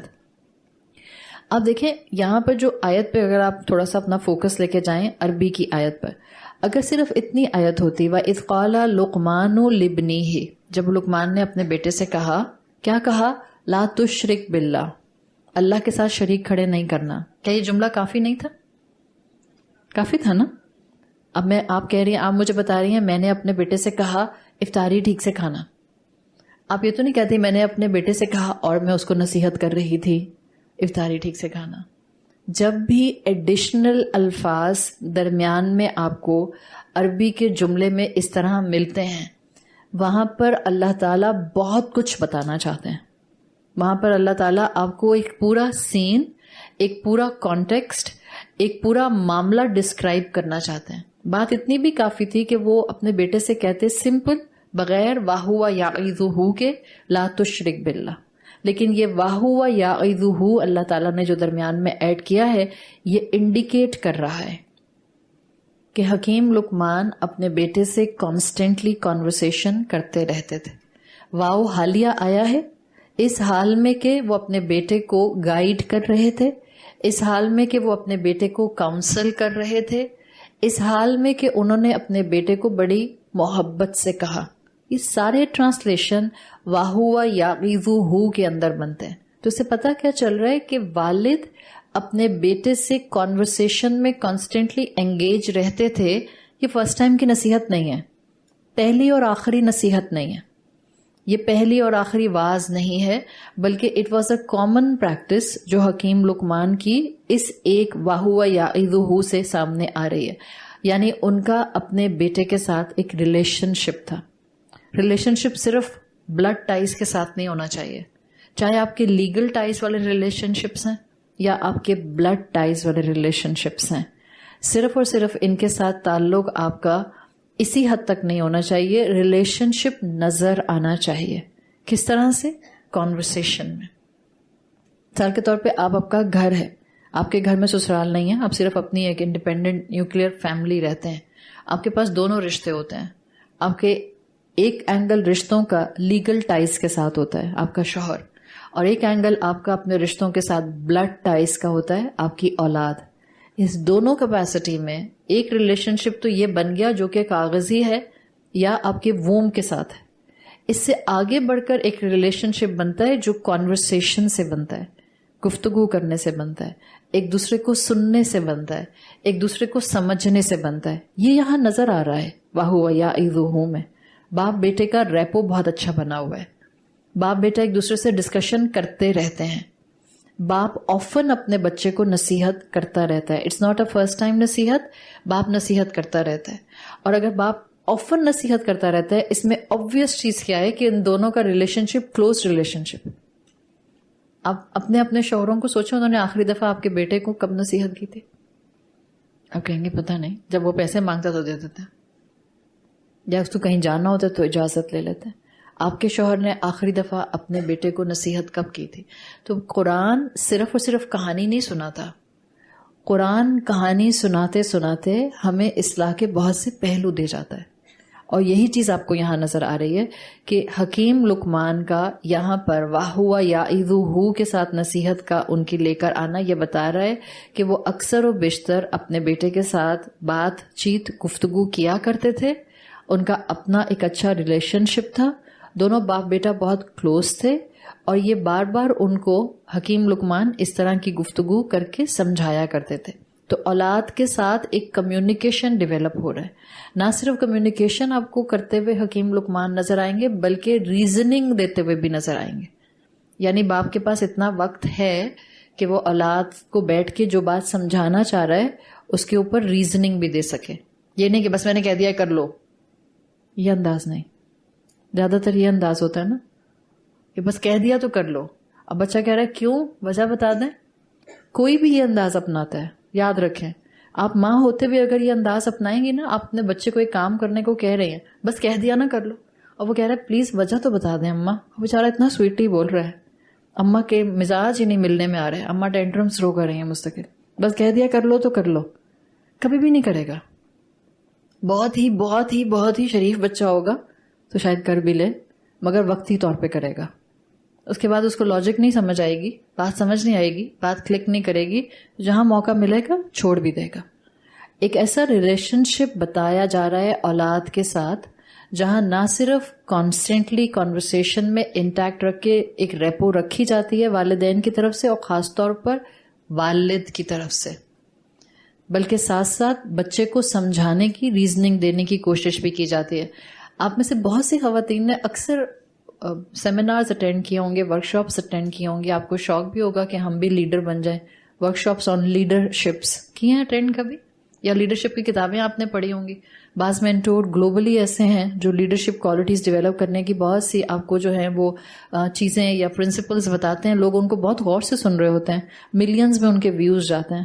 ہر ایک کو شوق ہوتا ہے کہ ہم بھی لیڈرشپ کوالٹیز اپنے اندر لے کر آئیں. بہت سی ماؤں کو پریشانی ہوتی ہے کہ آج کل کی پیرنٹنگ سکھا دیں. آج کل کی پیرنٹنگ بیسیکلی اگر آپ کو سمجھنی ہے تو لیڈرشپ کو سمجھ جائیے. The parenting is actually about leadership. اور لیڈر باس نہیں ہوتا ہے, لیڈر ہوتا ہے. لیڈر روب نہیں ڈال رہا ہوتا, لیڈر اپنے ٹیم ورکرز کے ساتھ برابر کھڑا ہوا ہوتا ہے. جہاں ضرورت پڑ جائے جوتے سیدھے کرنے کی تو جوتے بھی سیدھے کر دیتا ہے. لیڈر یہ ہوتا ہے. ہٹو بچوں کے نعرے نہیں لگاتے لیڈر کے لیے, VVIP موومنٹ نہیں چلاتے لیڈر کے لیے. لیڈر یہ ہوتا ہے ماں باپ, اچھے ماں باپ. A good parenting will be the reflection of a good leadership nowadays. یہ میں اس لیے بول رہی ہوں, پہلے بھی لیڈرشپ میں ہی تھی پیرنٹنگ, لیکن اب کیونکہ لیڈرشپ بہت زیادہ پرومیننٹ ہو گئی ہے دنیاوی لحاظ سے, تو ہمیں سمجھنا آسان ہو جاتا ہے. ہم نے کیسی پیرنٹنگ کرنی ہے, آپ لیڈرشپ پر کتابیں پڑھنا شروع کر دیں, آپ کو اپنی پیرنٹنگ کے لیے بہت سے پرنسپلز مل جائیں گے. آپ وہی چیز وہ کریں گے, بیکاز ماں ہوتے ہوئے آپ ایک لیڈر ہیں, باپ ہوتے ہوئے آپ ایک لیڈر ہیں.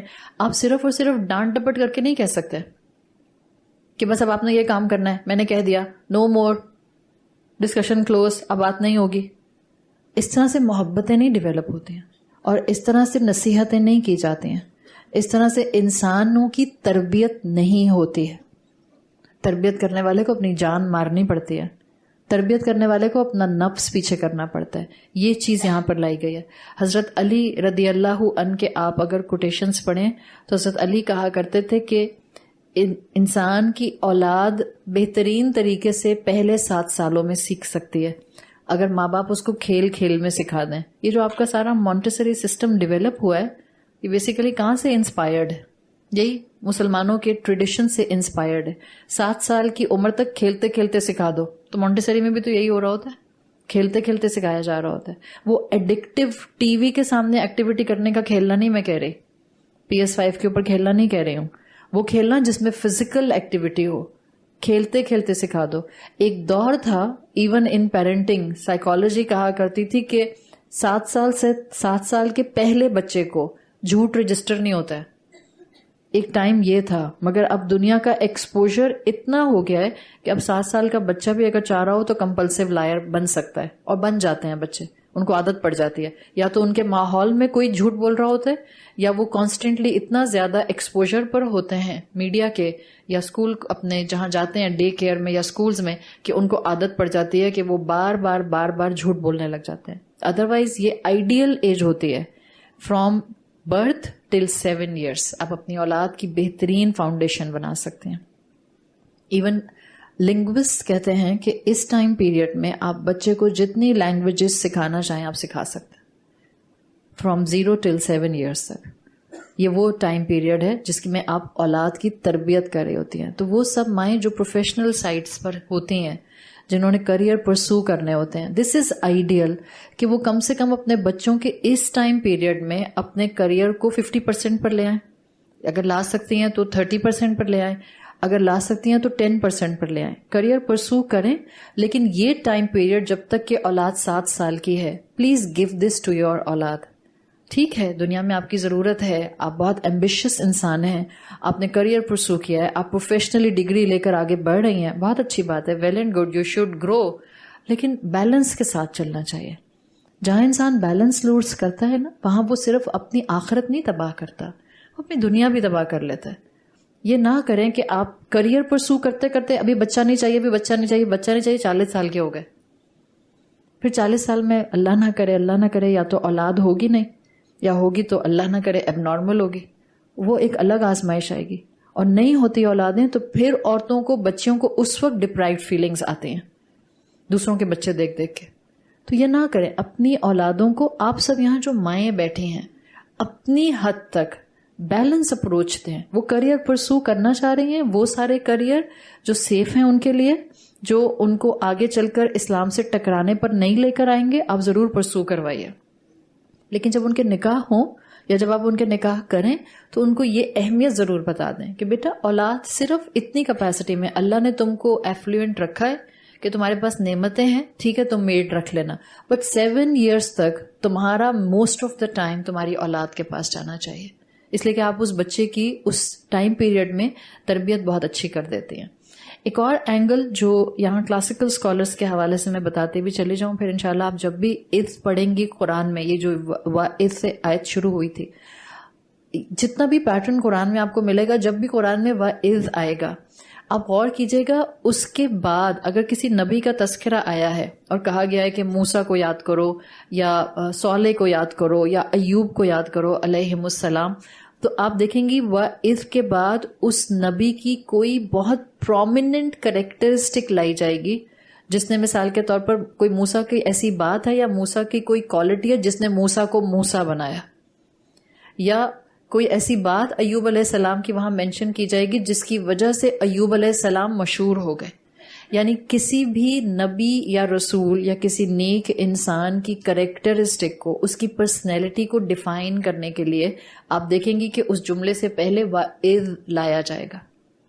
اس کا مطلب ہے حکیم لقمان تھے کیوں، آیت نمبر 13 میں وَإِذْ لا کے یہ بتا دیا ہے. اس آیت سے پتہ چل رہا ہے حکیم لقمان میں حکیم ہونے کی صفت آئی تھی کیسے، جو آپ کو یہاں بتا رہی ہے کیسے آئی تھی.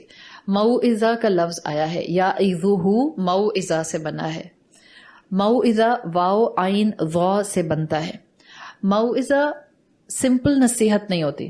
مثال کے طور پر آپ یہاں سب آ کر بیٹھتے ہیں، آپ کو ٹیم آ کر کہتی ہے آپ پلیز اپنا موبائل بند کر دیں، سائلنٹ کر لیں. یہ نصیحت کی انہوں نے آپ کو، سمپل ایڈوائس، انہوں نے آپ کو ایک آ کے پیار سے نصیحت کر دی اخلاص کے ساتھ. جو موعظہ ہوتا ہے یا یعظ ہوتا ہے وہ ہوتی ہے ایسی ایڈوائس جو کہ ہارٹ ٹچنگ ہے. اب ایسا تو نہیں ہوگا کہ نادیہ نے آ کے یا نادیہ کی کسی ٹیم نے آ کے آپ کو صرف موبائل بند کرنے کو کہا اور آپ کی آنکھوں سے آنسو جا رہی، آپ کہہ رہے ہیں کتنے پیار سے نصیحت کی. میرا نہیں خیال کہ اس ٹیم میں کوئی ایسا شاہکار بیٹھا ہے کہ آپ کو ایسے نصیحت کرے موبائل بند کرنے کی کہ آپ کی آنکھوں سے آنسو جاری ہو جائیں اور آپ کے دل پر رقت آ جائے. صحیح. تو یہ جو ٹیم آپ کو کہتی ہے یہ سمپل نصیحت ہوتی ہے، سمپل ایڈوائس.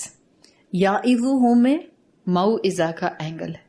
موعظہ یعظہ ایسی نصیحت ہوتی ہے وچ از ہارٹ ٹچنگ، جو آپ کے دل کو ٹچ کرتی ہے، جا کے جو آپ کی آنکھوں سے آنسو بہا دیتی ہے، وہ والی نصیحت. آخری دفعہ آپ اپنی اولاد کے ساتھ اس انٹیمیسی پر کب بیٹھی تھیں، اتنے کلوز ریلیشن شپ پر کہ آپ اس کو سمجھا رہی ہیں اور اولاد روئے جا رہی ہے. ہم کہیں لو اولاد کیا روئے گی، میں نصیحت کرتے ہوئے رو رہی تھی. آپ رونا شروع کر دیتی ہیں، اولاد تو چنگھاڑنا شروع کر دیتے ہیں. بٹ یعظ کا آپ کو اینگل سمجھ آ رہا ہے. دس از دا بیوٹی آف دس آیا کہ ایک لفظ نے ماں باپ کو پیرنٹنگ کا طریقہ سکھا دیا ہے. ایک لفظ نے پیار محبت سے ہارٹ ٹچنگ ایڈوائس. ایک حدیث آتی ہے جس میں صحابہ کہتے ہیں ایک مرتبہ رسول اللہ صلی اللہ علیہ وسلم تشریف لائے اور ہم سب بیٹھے تھے. وَآذَنَا آپ نے ہمیں واعظ دیا، یعنی آپ نے ہمیں موعظہ کے ساتھ نصیحت کی. مَا مَوْعِظَةً وَجِلَتْ مِنْهَا الْقُلُوبُ وَذَرَفَتْ مِنْهَا الْعُيُونُ. ایسی نصیحت کی آپ صلی اللہ علیہ وسلم نے جس نے ہمارے دل کو ٹچ کر لیا اور اس سے ہمارے دلوں پر رقت طاری ہو گئی، ایک وجلت کی کیفیت آ گئی، اور جس کی وجہ سے ہماری آنکھوں سے آنسو جاری ہو گئے. تو ایسی نصیحت جو آپ کے دل کو ٹچ کرے وہ اصل میں یعظہ کے اندر کیپچر کی گئی ہے. یعنی آپ کہہ سکتی ہیں emotional advice, not just an advice but a heart felt advice. Emotional advice دل سے نکلے، دل پر اثر کرے. That's the thing. نہ تو ماؤں کے پاس ٹائم ہے نہ اباؤں کے پاس ٹائم ہے، اور بیچ میں بچوں کو ہم کہتے ہیں سنتے ہی نہیں ہیں. ہم نے سنانے والی کیپیسٹی سے سنایا ہی نہیں ہے. دل سے نکلے گی، دل پر اثر کرے گی. کیوں کسی کی بات آپ کو بہت دل پر اثر کرتی ہوئی لگتی ہے، وہی بات کوئی اور بتاتا ہے آپ کانوں پر سے گزر جاتی ہے، سر پر سے گزر جاتی ہے. دل سے نکلے گی، دل پر اثر کرے گی. اور دل سے کب نکلتی ہے؟ حکیم لقمان کے دل سے یہ بات اس لیے نکل رہی ہے بیکاز وہ خود پریکٹیکلی وہ کام کر رہے تھے. پہلا سرکل کمپلیٹ کر چکے ہیں جس میں اللہ نے ان کا تعارف کرایا.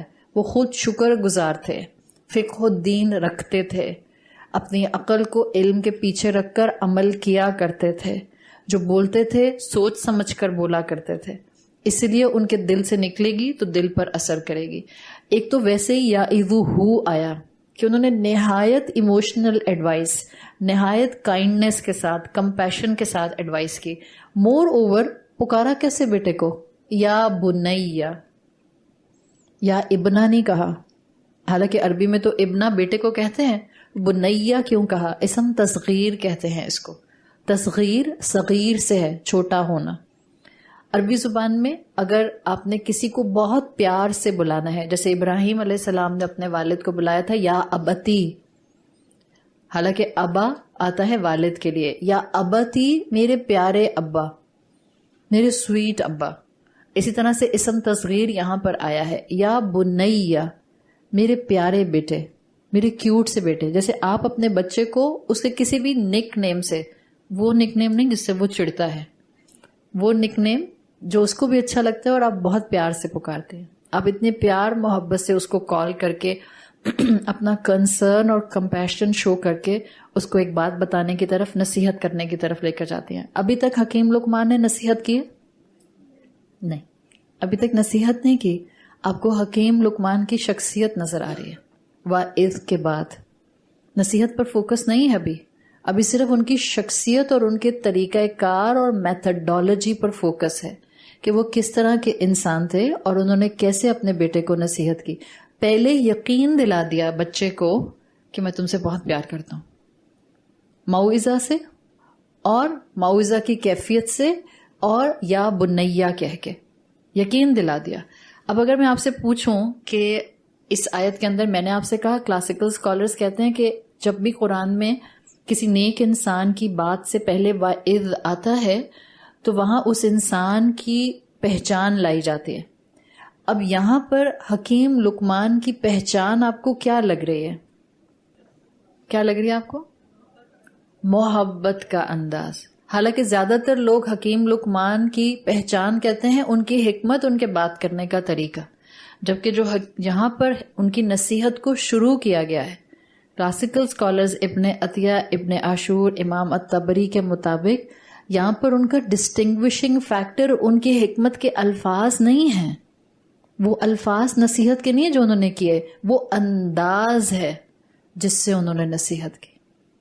ان کا انداز اتنا اپیلنگ تھا کہ لوگ ان کی بات کو سنا کرتے تھے۔ تو جیسے آپ نے ابھی حکمت کی ایک مینیفیسٹیشن شکر دیکھی ہے کہ ہم اپنے اندر شکر ڈیویلپ کرنا شروع کریں تو ہمارے اندر حکمت آنا شروع ہو جائے گی۔ Now here you can get the second aspect of حکمت۔ اپنی زبان کو میٹھا کر لیں، شگفتگی اپنی زبان میں لے آئیں، کمپیشن کے ساتھ بولیں، کائنڈنس کے ساتھ بولیں، تو آپ کی بات میں اثر آنا شروع ہو جائے گا۔ حکیم لقمان کی پہچان یہاں پر ان کا محبت سے بات کرنے کا سلیقہ ہے جس کو لایا جا رہا ہے، اور یہ حکمت کا دوسرا رنگ ہے جو آپ کو سورۃ لقمان میں نظر آ رہا ہے۔ یعنی نصیحت سے پہلے میک شور کر رہے ہیں کہ بیٹے کی توجہ ان کی طرف ہے، وہ جو کہہ رہے ہیں آؤٹ آف لو کہہ رہے ہیں۔ اولاد کو ایسے نہیں نصیحت کرتے جہنم میں جاؤ گے اگر میری بات نہیں سنی تو، یہ نصیحت کرنے کا انداز نہیں ہے۔ آپ اپنے آپ کو دیکھیں اور حکیم لقمان کی نصیحت کا انداز دیکھیں، سخت حساب ہوگا تمہارا، بہت گناہ ہونے والا ہے، دیکھنا فرشتہ لکھ لے گا، ناک لمبی ہو جائے گی، جھوٹ بولا ہے نا، زبان کالی ہو جائے گی۔ یہ مائیں ہیں، لٹرلی ہم مائیں اپنے بچوں کو ایسے کہہ رہی ہوتی ہیں نا جیسے وہ بچپن میں کہتی ہیں بہو آ جائے گا، تو وہ اس کے بعد آگے ہم دین کے ساتھ بھی ان کو بہو کے ساتھ ہی اٹیچ کرتے ہیں۔ ایسے تھوڑی، سمجھداری کے ساتھ، محبت کے ساتھ، آؤٹ آف لو۔ یہ نہیں کہا کریں میں اس لیے کہہ رہی ہوں کہ مجھے تو اللہ کو جواب دینا ہے، میں تو کہہ کے آئی تھی۔ پیار کرنے والی ماں، محبت کرنے والا باپ اپنی اولاد کو ایسے موعظہ نہیں کر سکتا۔ آپ ایک لٹ مار انداز میں نصیحت ایڈوائز کر سکتے ہیں، لیکن آپ موعظہ ایسے نہیں کر سکتے ہیں۔ میں تمہیں اس لیے سمجھا رہی ہوں بیکاز مجھے خود جہنم سے بچنا ہے اصل میں۔ یہ کیا انداز ہوا؟ پہلے تو آپ نصیحت کرنے والے کو، واعظ کرنے والے کو یقین دلاتے ہیں کہ میں آپ کا ہمدرد ہوں، مجھے آپ سے محبت ہے، میں آؤٹ آف لو آپ کو بتا رہا ہوں، میں آپ کو اس لیے یہ بات بتا رہی ہوں بیٹا کہ میں نہیں چاہتی آپ کا پیارا سا جسم آگ میں جائے۔ ایسے بول دیں نا، کنسرن شو کریں اپنا۔ دیکھیں یہاں سب مائیں بیٹھی ہیں، میں زیادہ تر اس انداز سے اپنے لیکچرز میں بات نہیں کرتی جس میں مردوں سے قرآن بات کر رہا ہوتا ہے اور وہاں میں اس کو ایڈریس کر لوں، پھر کل کو بیویاں جا کے سب اپنے اپنے گھروں کے اندر اپنے شوہروں کی استانیاں بن جاتی ہیں، اور شوہروں کو تو یہ بات ہضم ہی نہیں ہوتی ہے، وہ کسی سے بھی سیکھ لیں گے کسی سے بھی, ریڑھی والے سے بھی سیکھ لیں گے, آپ سے نہیں سیکھیں گے. اس کو تو آپ یقین کر لیں, ٹھیک ہے. اگر آپ سے سیکھیں گے بھی نا تب بھی نہیں بتائیں گے کہ آپ سے سیکھیں, کہیں گے ہاں سنا تھا سنا تھا ہم نے. دیکھیں ان کی جا کے آپ نے اب جا کے تربیت نہیں کرنی, لیکن یہ حقیقت ہے. سورۃ لقمان ہے نا, ہم قرآن ہے تو قرآن کو چھپا تو نہیں سکتے ہیں. آپ کے بیٹے موجود ہیں الحمدللہ, کل کو وہ جوان ہو کر باپ بنیں گے, ان کی تو آپ تربیت کر سکتی ہیں نا. یہاں جو انداز آپ کو بتا رہا ہے, زیادہ تر مائیں, majority of the cases, exceptional cases ہوتے ہیں, زیادہ تر مائیں اپنے بچوں کی بات کو توجہ سے سنتی ہیں. یعنی اگر بچہ کچھ کہنا چاہ رہا ہے مائیں سن لیتی ہیں. مائیں زیادہ تر اپنی اولاد کے لیے زیادہ تر بہت کنسرن بھی ہوتی ہیں. اس کا فائدہ یہ ہوتا ہے کہ کیونکہ ماں کمپیشن بہت شو کر رہی ہوتی ہے, تو اگر ماں کوئی بات کہتی ہے تو زیادہ تر اولاد سن ہی لیتی ہے. یہ ہوتا ہے کہ نہیں ہوتا؟ اب due to different reasons and factors, آپ کے ہسبینڈ بزی بہت رہتے ہیں, آپ کے ہسبینڈ گھر میں کم ہوتے ہیں, آپ کے ہسبینڈ ویسے ہی کم بولتے ہیں, آپ کے ہسبینڈ کو زیادہ جو ہے نا وہ پچکارنا بھی نہیں آتا. بعض مرد ہوتے ہیں جن کو زیادہ لاڈ اٹھانے نہیں آتے, بالکل اسٹریٹ فارورڈ بات کرنی آتی ہے. ابھی کہتے ہیں بہت اسٹریٹ فارورڈ ہوں, سیدھا سیدھا. اگر اب ان کے منہ سے آئی لو یو بھی نہیں نکلے گا, کہیں گے کیوں, نکاح تو کیا ہوا ہے, انڈرسٹوڈ بات ہے, ساتھ تو رہتا ہوں, کافی نہیں ہے. اب جب بیوی تو بیچاری گزارا کر لیتی ہے, بٹ اولاد تو اولاد ہے نا, وہ باپ کا شفقت بھرا اینگل مانگتی ہے اور چاہتی ہے, چاہے نہ بولے. زیادہ تر ہوتا یہ ہے کہ اولادیں ماؤں کی سن لیتی ہیں, باپ کی بات کو اس طرح ریلیٹ نہیں کر پاتی. یہ حقیقت ہے. میں یہ نہیں کہوں گی کہ وہ باپ کو سمجھتی نہیں ہیں یا وہ باپ کی عزت نہیں کرتی ہیں اولادیں. آج کل کے بچوں کے حساب سے بھی اگر آپ دیکھیں نا, موسٹ آف دا کیسز, ہاں کچھ باپ ایسے ہوتے ہیں جن کا ایموشنل سائڈ بہت اسٹرانگ ہوتا ہے, ایموشنلی بچوں کے ساتھ بہت اسٹرانگلی اٹیچ ہوتے ہیں, اور پھر جب وہ کوئی بات کرتے ہیں تو پوری لاجک کے ساتھ, ریزننگ دے کر, پیار محبت کے ساتھ, آؤٹ آف لو بات کرتے ہیں, پھر اولاد سنتی بھی ہے. لیکن زیادہ تر ہم عورتیں یہی نہیں کہہ رہی ہوتی یہاں پہ آ کے کہ وہ میری تو سن لیتا ہے, ابا کی نہیں سنتا. اس لیے کہ ابا کو موسٹ آف دا ٹائم بات کرنے کے لیے ٹائم نہیں ملتا ہے, تو بچے ریلیٹ نہیں کر پاتے. سورۃ لقمان میں ہر باپ کو بہترین نصیحت کی گئی کہ اگر اپنی اولاد کو اچھی بات بتانی ہے. یہاں آپ کو سورۃ لقمان میں لقمان کی بیوی نہیں ملیں گی, وہ خود ہی اپنے بچے کی تربیت کر رہے ہیں. صحیح. اس کا مطلب ہے کہ باپوں میں بھی صلاحیت ہوتی ہے, والد بھی یہ کام کر سکتے ہیں اور ان کو کرنا چاہیے. یعقوب علیہ السلام نے بھی کیا ہے, ابراہیم علیہ السلام نے بھی کیا ہے. مسلمان مرد, مسلمان باپ یہ ریسپانسبلٹی پلے کرتے ہیں, اور بڑے صبر کے ساتھ پلے کرتے ہیں. ڈانٹ ڈپٹ کر کے نہیں, صرف اپنی عزت کرانے کے لیے نہیں, بلکہ نہایت محبت کے پہلو کے ساتھ وہ یہ کام کرتے ہیں. تو اس چیز کو یہاں پر لا کر انہوں نے اپنے بچے کو نصیحت کی اور بہت ہی محبت کے ساتھ کی. یا بنیا لا تشرک باللہ, ٹائم لیس ایڈوائز کر دی اپنے بیٹے کو کہ اللہ کے ساتھ شریک اس کے پیرالل کھڑے نہ کرو. ان الشرک لظلم عظیم, یقیناً شرک جو ہے وہ بہت بڑا عظیم ظلم ہے. یعنی توحید کی اہمیت کو اپنے بیٹے کے اوپر انہوں نے واضح کر دیا. تھیولوجی سکھا رہے ہیں, تو اس میں ایک آپ کو آئیڈیا ہو گیا کہ آپ کی اولاد پیوبرٹی ہٹ کر جائے, اور پہلے بھی سکھائیں الحمدللہ, لیکن جب وہ پیوبرٹی کی ایج پر آ رہی ہو تو اس کو تھیولوجی آف اسلام ضرور سکھائیں, توحید کا عقیدہ ان کو ضرور سکھائیں. اللہ کون ہے, اللہ کی ہم عبادت کیوں کرتے ہیں, اور اللہ کی عبادت ہمیں ریگولرلی نماز کی شکل میں کیوں کرنی ہوتی ہے. بیسک چیزیں ماں باپ کے تھرو تھیولوجی کی شکل میں اولاد کے پاس جانی چاہیے, اور ہر وقت ہر نسل میں رائچیس ماں باپ نے یہ ذمہ داری پلے کی ہے. آپ دیکھتے ہیں قرآن میں آتا ہے, چاہے ابراہیم ہو یا یعقوب علیہ السلام ہو, ان اللہ اصطفیٰ لکم الدین, باپ اپنی اولاد کو کہہ رہے کہ اللہ نے تمہارے لیے اس دین کو چنا ہے. فلا تموتن الا وانتم مسلمون, یعنی ان کو بھی اپنی اولاد کی موت کی فکر ہوتی تھی, اور وہ کہا کرتے تھے کہ تمہیں موت نہ آئے مگر اس حال میں کہ تم مسلم ہو. اذ قال لبنیہ ما تعبدون من بعدی, یعقوب علیہ السلام نے اپنے بیٹوں سے پوچھا تھا کہ میرے بعد تم کس کی عبادت کرو گے. تو یہ کنسرن ہے ماں باپ کا. اس کا مطلب ہے کہ ہم ماں باپ کا بھی کنسرن اپنی اولاد کی دنیا کے ساتھ ساتھ ان کے دین کے بارے میں بھی ہونا چاہیے. جتنے % آپ اپنی اولاد کی دنیا بنانے کی محنت کرتے ہیں اس کا آدھا % چلیں 50 بھی نہیں، اس کا 30% اپنی اولاد کی دین کی تعلیم کے اوپر لگانے پر یا ان کی تربیت کرنے پر اگر ہم لگانا شروع کر دیں تو ہماری اولادیں نہ صرف ہمارے لیے بینیفیشل ہوں، وہ اپنی بھی اگلی نسل اپنے اسلام کے اوپر آگے بڑھانے کے قابل ہو جائیں. تو اللہ تعالیٰ نے یہاں یعقوب علیہ السلام کی طرح، ابراہیم علیہ السلام کی طرح ایک حکیم دانا انسان سے ان کے بیٹے کو نصیحت کرائی کہ اللہ کے ساتھ شریک نہ کیے جائیں. اللہ کے ساتھ شرک جو ہے وہ ایک بہت بڑا ظلم ہے. شرک کو ہم توحید الوہیہ میں کافی حد تک کور کر چکے ہیں، اس لیے میں بہت ڈیٹیل میں یہاں شرک پر بات نہیں کروں گی. شرک میں الہ کی ڈیفینیشن جو توحید الوہیہ میں آپ نے دیکھی تھی اس کو ذہن میں رکھیں. آپ اللہ کے برابر جب کسی کو شریک کرتے ہیں یا تو وہ آبجیکٹ آف لو ہو سکتا ہے یا وہ آبجیکٹ آف ڈیووشن ہو سکتا ہے. آبجیکٹ آف ڈیووشن جس کے ساتھ آپ کی ایلیجنس موجود ہے، جس کے ساتھ آپ کی وفاداری اور لائلٹیز موجود ہیں. اور زیادہ تر انسان کی ایلیجنس، انسان کی ڈیووشن، آج کل کے انسان کی ڈیووشن زیادہ تر کس جگہ پر آ کر رکتی ہے، یا ہم کیسا شرک زیادہ تر کر جاتے ہیں؟ نفس کا شرک، خواہشات کا شرک. میجورٹی آف دا ٹائم چاہے ہم ہیں یا ہماری اولادیں ہیں، الہ کی کیٹیگری میں ہم اپنے نفس کو رکھتے ہیں زیادہ تر. قرآن میں سورۃ فرقان میں آتا ہے ارأیت من اتخذ الہہ ہواہ، کیا تم نے اس شخص کو دیکھا جس نے اپنی خواہشات کو اپنا الہ بنا لیا ہے. رسول اللہ صلی اللہ علیہ وسلم کی حدیث میں الفاظ آتے ہیں ابغض الہا، سب سے برا معبود، یعبد فی الارض، جس کی زمین پر عبادت کی جاتی ہے، الہوا، انسان کی خواہشات ہے. سب سے برا معبود جس کی زمین پر عبادت کی جاتی ہے وہ انسان کی خواہشات ہیں.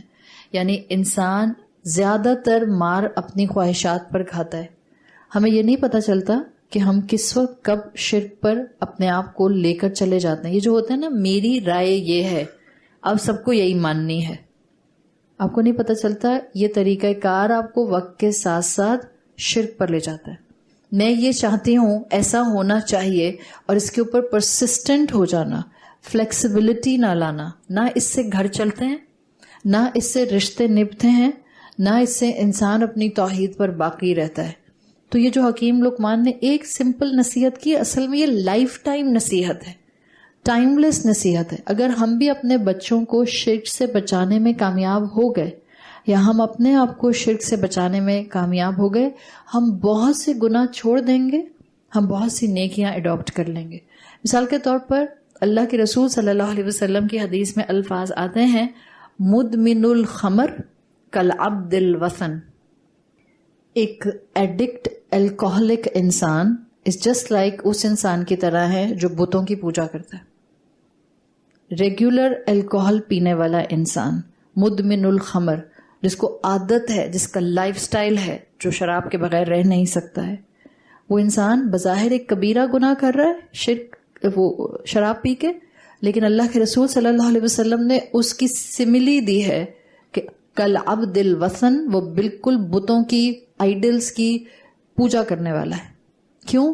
اس لیے کہ اس کی خواہش ایسی ہے کہ وہ اپنی اس خواہش کو دبا ہی نہیں پاتا ہے، اور اس خواہش کے چکر میں ہر مرتبہ وہ اللہ کے ساتھ ایک گناہ کر بیٹھتا ہے. اس کو کہتے ہیں اوکیشنل کاز آف گناہ. جب خواہش کی وجہ سے ہم گناہ کرتے ہیں، دس از اوکیشنل کاز آف گناہ، دس از اوکیشنل کاز آف شرک. ریلیجن کے باکس میں ہم مسلم ہیں، ہمارے ڈومیسائل پر مسلم لکھا ہے، ہماری بینک کے اندر آئیڈینٹی میں مسلم لکھا ہے، ہمارے آئی ڈی کارڈ میں مسلم لکھا ہے، لیکن ہم اوکیشنل کاز کی وجہ سے کفر کا شکار ہوتے ہیں، شرک کا شکار ہوتے ہیں، گناہوں میں انوالو ہو جاتے ہیں. It's not a deep cause. ہم دل میں سب یہ نہیں کہتے خدا نہ خواستہ کہ اللہ بھی خالق اور ایک اور کوئی ہستی ہے وہ اللہ کے برابر کھڑے ہو کر دنیا کا مالک، ہم نہیں کہتے. So we don't have deep cause of شرک. الحمدللہ ہمارے اندر شرک جلی نہیں ہے، بلیٹنٹ شرک نہیں ہے. ہاں وہ بلیٹنٹ شرک بعض اوقات ہونے لگ جاتے ہیں، جیسے میں نے آپ کو بتایا تھا کسی مزار پر اس نیت سے جانا کہ یہاں پر چادر چڑھاؤں یا دیگ چڑھاؤں تو مجھے اللہ تعالیٰ جو ہے وہ بیٹا دے دے گا، یا مجھے اولاد ہو جائے گی، یا فلاں پیر صاحب جو ہیں وہ مجھے بیٹا دے دیں گے. یہ بلیٹنٹ شرک میں آ جائے گا. بعض اوقات مسلمان ہوتے ہوئے بھی بعض لوگ اس کیپیسٹی میں چلے جاتے ہیں. اس لیے اکثر آپ پڑھتے ہیں کچھ اسکالرز یہ کہا کرتے تھے کہ پہلے دور میں جو معبود ہوتے تھے، جو آئیڈلز ہوتے تھے، وہ کھڑے ہوئے ہوتے تھے.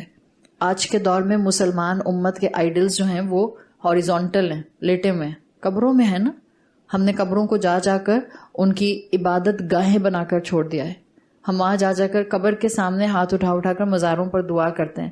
کسی بزرگ کی قبر پر دعائے مغفرت پڑھنے میں کوئی مذائقہ نہیں ہے، لیکن اس سوچ کے ساتھ ہاتھ اٹھا کر وہاں دعا مانگنا کہ یہ میری بات اللہ تک لے کر جائیں گے، ان کو وسیلہ بنانا. Now you will involve yourself in any kind of a شرک، اور آپ کو پتہ بھی نہیں چلے گا. کیوں؟ اس لیے کہ قرآن نے تو کہا ہے وَإِذَا سَأَلَكَ عِبَادِي أَنِّي فَإِنِّي قَرِيبٌ.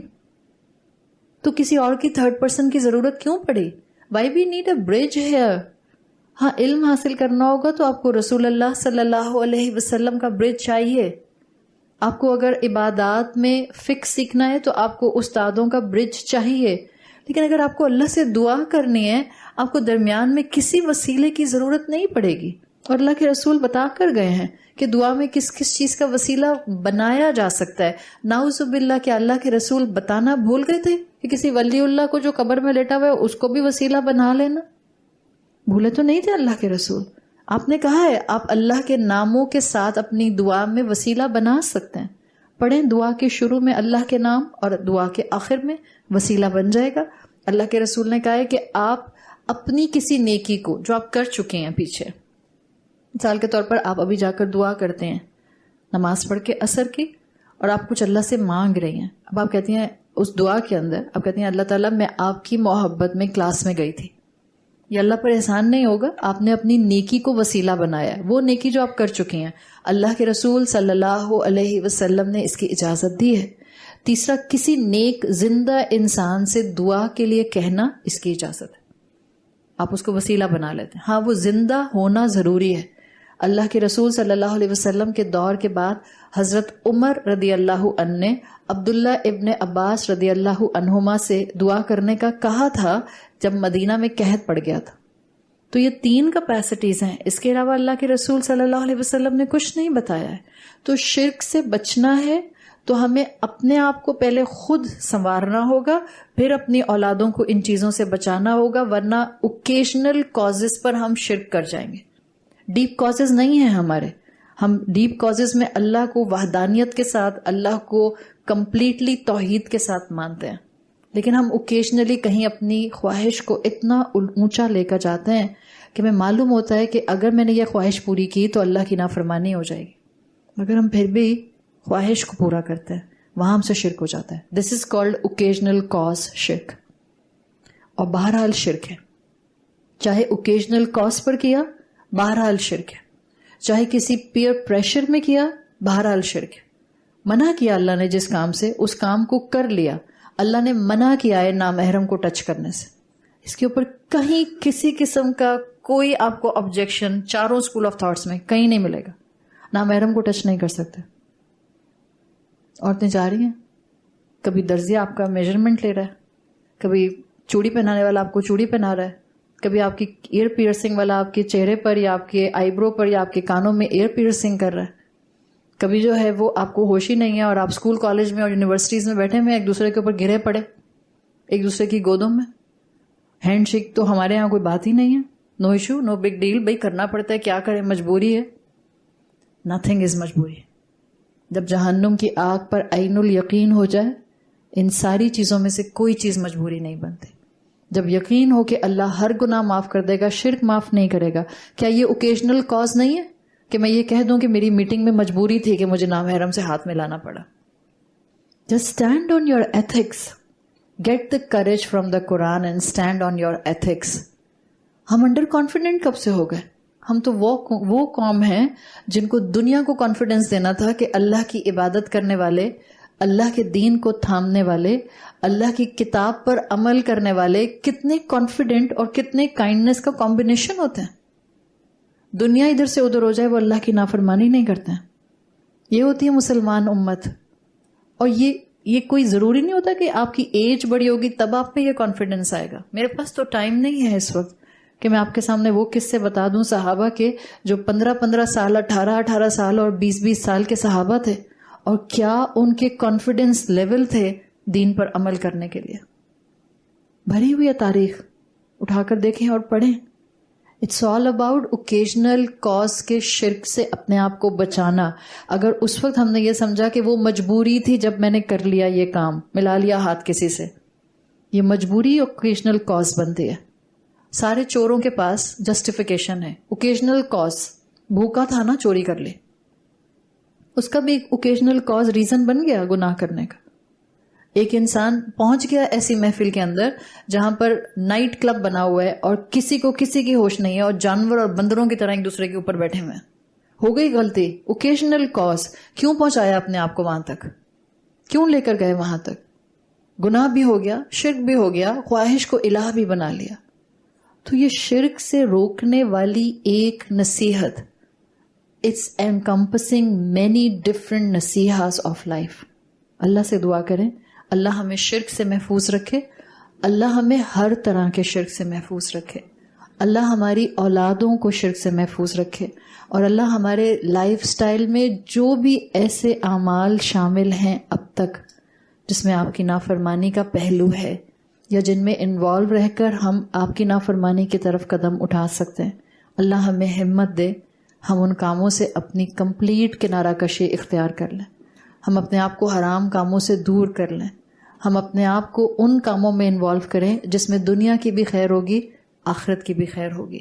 اللہ ہمیں ان کاموں میں انوالو کر دے کہ جس کے بعد ہمیں موت آئے تو ہم اپنے انجام سے راضی ہوں اور اللہ آپ ہم سے راضی ہوں.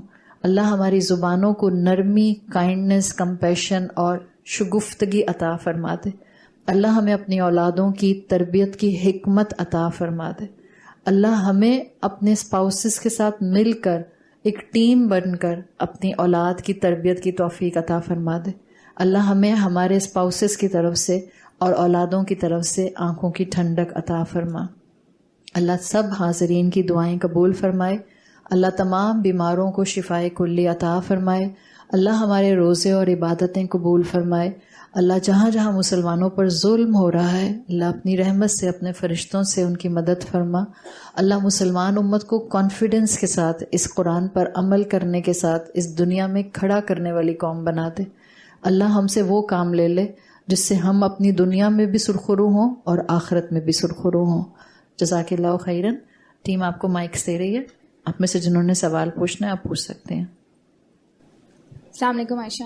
وعلیکم السلام. عائشہ I had 2 questions. پہلا کویشچن یہ کہ میں آپ کے تعمیر کے آن لائن کے کورسز کرتی ہوں جتنی بھی مجھ سے ہو سکتے ہیں. تھوڑا مائک اونچا کیجیے. اور اس میں جب آپ ذکر کرتی ہیں جیسے if I'm on آیت 25 of سورہ بقرہ تو آپ کہتی ہیں کہ آپ کو یاد ہوگا کہ 23ویں آیت میں ہم نے یہ پڑھا تھا اور ایسے پڑھا تھا. جی. تو میں اس وقت سوچتی ہوں کہ مجھے کیوں نہیں یاد ہے کہ وہ میں نے پڑھا تھا. آبویسلی میں نوٹس بنا رہی ہوں, میں ان کے ٹیسٹ دے رہی ہوں, تو مجھے یاد نہیں رہتا.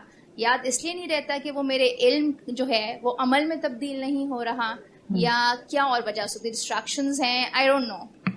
دوسرا سوال یہ ہے, ایک سیکنڈ میں پہلے اس کا جواب دے دوں. ان کا سوال یہ ہے کہ یہ آن لائن سیٹ اپ میں کورسز کرتی ہیں میرے ساتھ اور وہاں یہ سورۃ البقرہ کرا رہے ہیں. سورۃ بقرہ ہم in depth study on line courses میں کراتے ہیں 6 منتھس کے لیولز کے ساتھ. تو ان کا کہنا ہے کہ جب مجھے یہ سننے کو ملتا ہے کہ ہم اگر آیت 25 کر رہے ہیں اور کہا جاتا ہے کہ ہم نے آیت 23 میں پڑھا ہے تو ان کو یاد نہیں ہوتا کہ آیت 23 میں یہ بات پڑھی تھی یا نہیں پڑھی تھی. It's a normal thing. انسان کے پاس علم فرسٹ ٹائم جب آ رہا ہوتا ہے, ظاہر آپ ان ڈیپتھ اسٹڈی کر رہے ہیں, ان ڈیپتھ اسٹڈی میں آپ صرف ترجمہ نہیں سیکھ رہے ہوتے, آپ صرف بیسک ایکسپلینیشن نہیں کر رہے ہوتے, آپ بہت سے کانسیپٹس وہاں پر کر رہے ہوتے ہیں. اور کانسیپٹس میں کبھی کبھی فرسٹ ٹائم کانسیپٹ جب کان پر یا دماغ پر ہٹ کرتے ہیں تو وہاں پر بہت سی فائلز جمبل اپ ہو جاتی ہیں. انشاءاللہ جب کبھی آپ نیکسٹ ٹائم کسی دوسرے استاد کو سنیں گی تو آپ کے کانسیپٹ پھر دوبارہ سے اور کلیئر ہونا شروع ہو جائیں گے. اسی لیے علم کا حاصل کرتے رہنا از اے لائف لانگ پروسیس. ہر وقت ریٹین نہیں رہتی اور ہر ایک کو ہر چیز یاد بھی نہیں رہ سکتی. ٹھیک ہے. ہو سکتا ہے انسان, بعض لوگ ہوتے ہیں, بعض لوگوں کو اللہ تعالیٰ نے فوٹوگرافک میموری دی ہوئی ہوتی ہے. بعض لوگ ایک بات ایک دفعہ سنتے ہیں پھر ان کو بھولتی نہیں ہے, لیکن ہر ایک کے ساتھ ایسا معاملہ نہیں ہوتا. اگر آپ کے ساتھ نہیں ہے تو پریشان مت ہوں, اس کا تعلق عمل سے نہیں ہوتا ہے. اگر آپ خود کانشیس ہیں, فرائض پر اپنے آپ کو لے آئے ہیں, اس کے بعد بھی آپ کو پرانی بات یاد نہیں رہتی ہے, تو یہ صرف اور صرف ابھی علم کا نیا آنے کا پہلو ہے. آپ اس کے ساتھ خود کو اٹیچ رکھیں گی, وقتاً فوقتاً آپ کو چیزیں یاد آنا شروع ہو جائیں گی. Thank you. اچھا, میرا دوسرا سوال یہ تھا کہ I got a ten ager, اور ہم لوگ جب آپس میں دوست وغیرہ بیٹھتے ہیں تو آج کل ان بچوں کی جو تربیت سے ریلیٹڈ جو ایشوز آ رہے ہیں, اور ہم ان کو فتنہ ہی کہہ رہے ہیں, اور جب ہم آپس سیٹ اپ میں بیٹھ کے باتیں کر رہے ہوتے ہیں کہ کیا کیا ایشوز آ رہے ہیں اور ان کو سالو کیسے کرنا ہے یا بچوں کو کیسے بچانا ہے, تو یہ فکر کا پہلو ہے یا اس میں بھی ہم شکوہ کا پہلو لے آتے ہیں؟ نہیں, ان کا سوال ہے کہ جب ہم مائیں مل کر اپنے بچوں کی تربیت کے حوالے سے مختلف ایشوز کو ڈسکس کر رہی ہوتی ہیں تو کیا یہ شکوے میں آتا ہے؟ نہیں. اگر آپ مائیں مل کر بیٹھی ہیں یا ہسبینڈ وائف بھی مل کر بیٹھے ہیں اور وہ اپنے بچوں کو جو چیلنجز فیس بچے کر رہے ہیں اس پر ڈسکشنز کر رہے ہیں یا مائنڈ ڈسکشنز کر رہی ہیں, تو یہ ایک اپنے ساتھ اصل میں آپ کا اپنی تربیت کا پہلو آ جاتا ہے کہ آپ نے چیزوں کو کیسے کیٹر کرنا ہے. کہیں آپ کسی کو سکھا رہی ہوتی ہیں وہاں, کہیں کسی سے سیکھ رہی ہوتی ہیں, تو یہ شکوے میں نہیں آتا ہے. وعلیکم السلام ورحمۃ اللہ.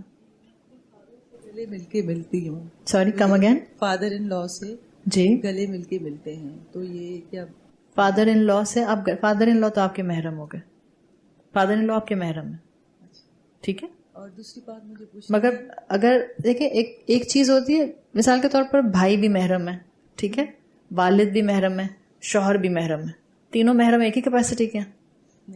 نہیں. تو سسر بھی تو پھر اس کے اور پیچھے چلا گیا نا.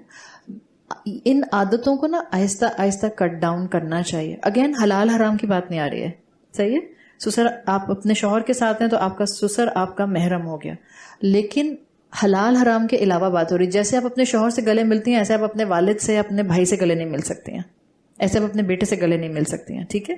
اسی طرح سے آپ کے چچا آپ کے محرم ہیں, جیسے آپ اپنے مثال کے طور پر ابا کے ساتھ آرام سے کمفرٹیبل ہو جاتی ہیں, شاید اپنے چچا کے ساتھ اس طرح کمفرٹیبل نہ ہوتی ہو. تو یہ وہ چیزیں ہیں جو مجھے لگتا ہے علم آنے کے ساتھ ساتھ جتنا انسان اپنے اندر تبدیلی محسوس کرنا شروع کرتا ہے نا, وہ خود بخود ایک ڈسٹینس پر جاتا جاتا ہے. دیٹ آل ڈیپینڈس کہ آپ کی طبیعت میں کتنا تبدیلی آ رہی ہے علم کے ساتھ. اس میں کوئی انشاءاللہ گناہ کا پہلو آئے گا نہیں, لیکن ہم جس فتنے کے دور میں رہتے ہیں, میں کہنا نہیں چاہ رہی ہوں, لیکن انسیسٹ کے کیسز جس تیزی کے ساتھ پاکستان میں بڑھ رہے ہیں, ایسے لگتا نہیں ہے کہ اس سے زیادہ کسی اور ملک کے اندر انسیسٹ کے کیسز ہیں. اور دوسری بات, میں نماز پڑھتی ہوں تو مجھے سارے گھر کے کام یاد آتے ہیں اس وقت. وہ ہم سب کے ساتھ بھی ایسا ہی ہوتا ہے. یہ کہہ رہی ہے نماز پڑھتے میں ان کو سارے گھر کے کام یاد آتے ہیں. ہماری آپ کی ایک ہی کہانی ہے, کوئی بات نہیں, جب یاد آئے اور اس یاد کے دوران میں جب آپ کو اللہ یاد آ جائے بس واپس اپنے آپ کو ڈرائیو کر. بھول جاتی ہوں, اس میں اتنے کام یاد آتے ہیں. آپ نماز کی برکات بھول جاتی ہیں, ہاں وہ پرابلمٹک ہے. اگر ایک تو ہوتا ہے نماز پڑھتے میں آپ کو بہت سے خیالات آ رہے ہیں, بھولی ہوئی چابیاں بھی یاد آ جاتی ہیں کہ اچھا وہاں رکھی تھیں, یا بھولا ہوا لفافہ بھی یاد آ جاتا ہے جو صبح سے ڈھونڈ رہے تھے, وہ یاد آتا ہے کہ اچھا وہاں رکھا تھا. یہ کیفیت ہے تو یہ تو عام کیفیت ہے. اس میں پھر انسان کو جیسے ہی محسوس ہوتا ہے کہ اوہو میں بھٹک رہی ہوں, تو آپ اپنے آپ کو واپس فوکس کرا کے نماز پر جو بول رہے ہوتے ہیں اس پر لے کر جاتے ہیں. لیکن اگر کسی کے بھولنے کی کیپیسٹی اتنی ہو گئی ہے کہ اب اس کی رکعات اس کو بار بار بھول جاتی ہیں, اس کا مطلب ہے پھر آپ کو تھوڑا سا اپنی ایکٹیویٹیز کو فلٹر کرنے کی ضرورت ہے کہ آپ نماز سے پہلے کیا کر رہی ہوتی ہیں, کن چیزوں میں بہت انوالو ہوتی ہیں. وضو اور نماز کے درمیان میں بہت فاصلہ مت لے کر آئیں. میں نے پہلے بھی یہ بات کی تھی, جب نماز کا وقت داخل ہو جائے وضو کریں اور فوراً نماز کے لیے کھڑی ہو جائیں. تو زیادہ تر اس کے لیے بھی اسکالرس کہتے ہیں کہ اس کا فائدہ یہ ہوتا ہے کہ to certain extent you can maintain your خشوع. اس میں آپ کا خشوع مینٹین رہ سکتا ہے کہ آپ وضو کر کے ادھر ادھر پھریں نہیں, آپ اس میں اپنے آپ کو اللہ کے سامنے دعا کر کے کھڑے ہوں کہ اللہ تعالیٰ میں بھولوں نہیں, اور بسم اللہ کر کے نماز شروع کر دیں. ٹھیک ہے جی. السلام علیکم. وعلیکم السلام. جی میم, میرے 2 کوشچنس ہیں. آپ سب کے 2 کوشچن چل رہے ہیں؟ اچھا. پہلا سوال میرا یہ کہ جیسے کل آپ نے کہا تھا کہ جہاں پر شکر ہوتا ہے وہاں پہ شکوہ نہیں ہوتا. جی. تو جب ہم اللہ تعالیٰ سے سم ٹائم ہم بہت پین میں ہوتے ہیں, ہم اللہ تعالیٰ سے کنورسیشن کر رہے ہوتے ہیں, جی. تو اس میں سم ٹائم ہمارے دل میں آتا ہے کہ ایسا ہمارے ساتھ کیوں ہو گیا. مطلب جب جیسے آپ نے کہا تھا کہ جب ہم صراط مستقیم پر چل رہے ہوتے ہیں, کوشش کر رہے ہوتے ہیں, تو اس میں مطلب ہمارے دل میں ایسے شکوے نہیں آنے چاہیے, لیکن ہمارے دل میں آ جاتے ہیں سم ٹائم جب بہت کبھی پین میں ہوتے ہیں, ہمارے زبان سے ایسے کوئی الفاظ ادا ہو جاتے ہیں. تو جیسے آپ نے کہا تھا شکوہ نہیں ہوتا, تو جیسے وہ آئے تھے انما اشکو بثی وحزنی الی اللہ, تو وہ شکوہ کون سے اس میں ہے؟ ان کا سوال ہے کہ میں نے کہا تھا کہ جہاں شکر ہوتا ہے وہاں شکوہ نہیں ہوتا, تو پھر ہم کس طرح سے اللہ کے ساتھ جب اپنی دعاؤں میں معاملہ کر رہے ہوتے ہیں اور اللہ سے حکمتیں پوچھ رہے ہوتے ہیں, تو کیا وہ چیز شکوے میں نہیں آتی؟ اللہ کے ساتھ شکوے کی بات نہیں کی تھی میں نے انسانوں کے ساتھ شکوے کی بات کی تھی. آپ اللہ کے ساتھ شکوہ نہیں کر رہے ہوتے ہیں. اللہ کے ساتھ تو آپ کا عبد کا جو معاملہ ہوتا ہے اس میں وہ اپنا دل کھول کر اللہ کے سامنے رکھ دیتا ہے. So you have to do conversation with your رب. ہم نے جس شکر اور شکوے کو کانٹراڈکٹ کیا تھا وہ انسانوں کے ساتھ شکوہ تھا. آپ جس کیفیت کو بیان کر رہے ہیں انما اشکو بثی و حزنی الی اللہ, وہ جائز ہے اور وہ شکوہ کی کیٹیگری میں اس طرح سے نہیں آتا ہے. It's playing to Allah, pleading ہے آپ کی اللہ کے ساتھ, وہ شکوہ شکایت میں نہیں آتا ہے. اور میم اگر ہم اس طرح سے مطلب کچھ کہتے ہیں کہ مطلب کوئی چیز اگر ہم یہ کہتے ہیں کہ اللہ تعالیٰ اگر آپ چاہتے تو اس طرح سے بھی تو ہو سکتا تھا. مطلب سم ٹائم جب ہم یہ کہتے ہیں کہ ہمیں چیز نہیں ملی تو ہمیں یہ کہا جاتا ہے کہ ہمارے حق میں بہتر نہیں ہوگی, لیکن اللہ تعالیٰ تو اس چیز پر بھی قادر ہے کہ اس چیز کو ہمارے حق میں بہتر بنا دیتے ہیں. مگر اس نے پھر بھی نہیں بنایا, اس کا مطلب آپ کا امتحان لینا چاہ رہا تھا. یہ جو اللہ تعالیٰ سے آپ کانورسیشن کر رہی ہیں یہ بہت اچھی کانورسیشن ہے, یہ کرتی رہا کریں, لیکن اس کو آپ شکوہ میں نہیں لیتے ہیں. ہاں یہ ضرور ہے کہ بعض اوقات انسان سوچتا ہے کہ اللہ کے پاس تو سارے خزانے ہیں, تو جو میں مانگ رہی تھی اس نے اس کو میرے لیے بہتر کیوں نہیں کیا. صحیح ہے, ہو سکتا ہے. میں نے آپ کو شاید 1-2 دن پہلے یہ بات بولی تھی کہ اللہ بعض لوگوں کو رزق کم دیتا ہے, اور اس کی لاجک اللہ کے رسول صلی اللہ علیہ وسلم نے بتائی کہ اگر ان کو رزق ملتا تو وہ اللہ کے نافرمان ہو جاتے. اگر آپ کو آپ کی پسند کی چیز دے دی جاتی, ہمارا ایمان ہے کہ اللہ کے پاس طاقت تھی, لیکن اگر وہ آپ کو آپ کی پسند کی چیز مل جاتی, آپ اللہ کو بھول جاتے, تو اس نے آپ کے ساتھ اچھا کیا یا برا کیا؟ اچھا کیا. ٹھیک ہے. جانتے ہیں کہ فجر اور عصر سے پہلے ہم کوئی نماز نہیں پڑھ سکتے نا, اس کے بعد پڑھنی ہوتی جیسے نوافل یا سم تھنگ. فجر اور عصر سے پہلے نہیں, فجر کے بعد, فجر کے فرض کے بعد آپ کوئی اور پھر نماز نہیں پڑھتے.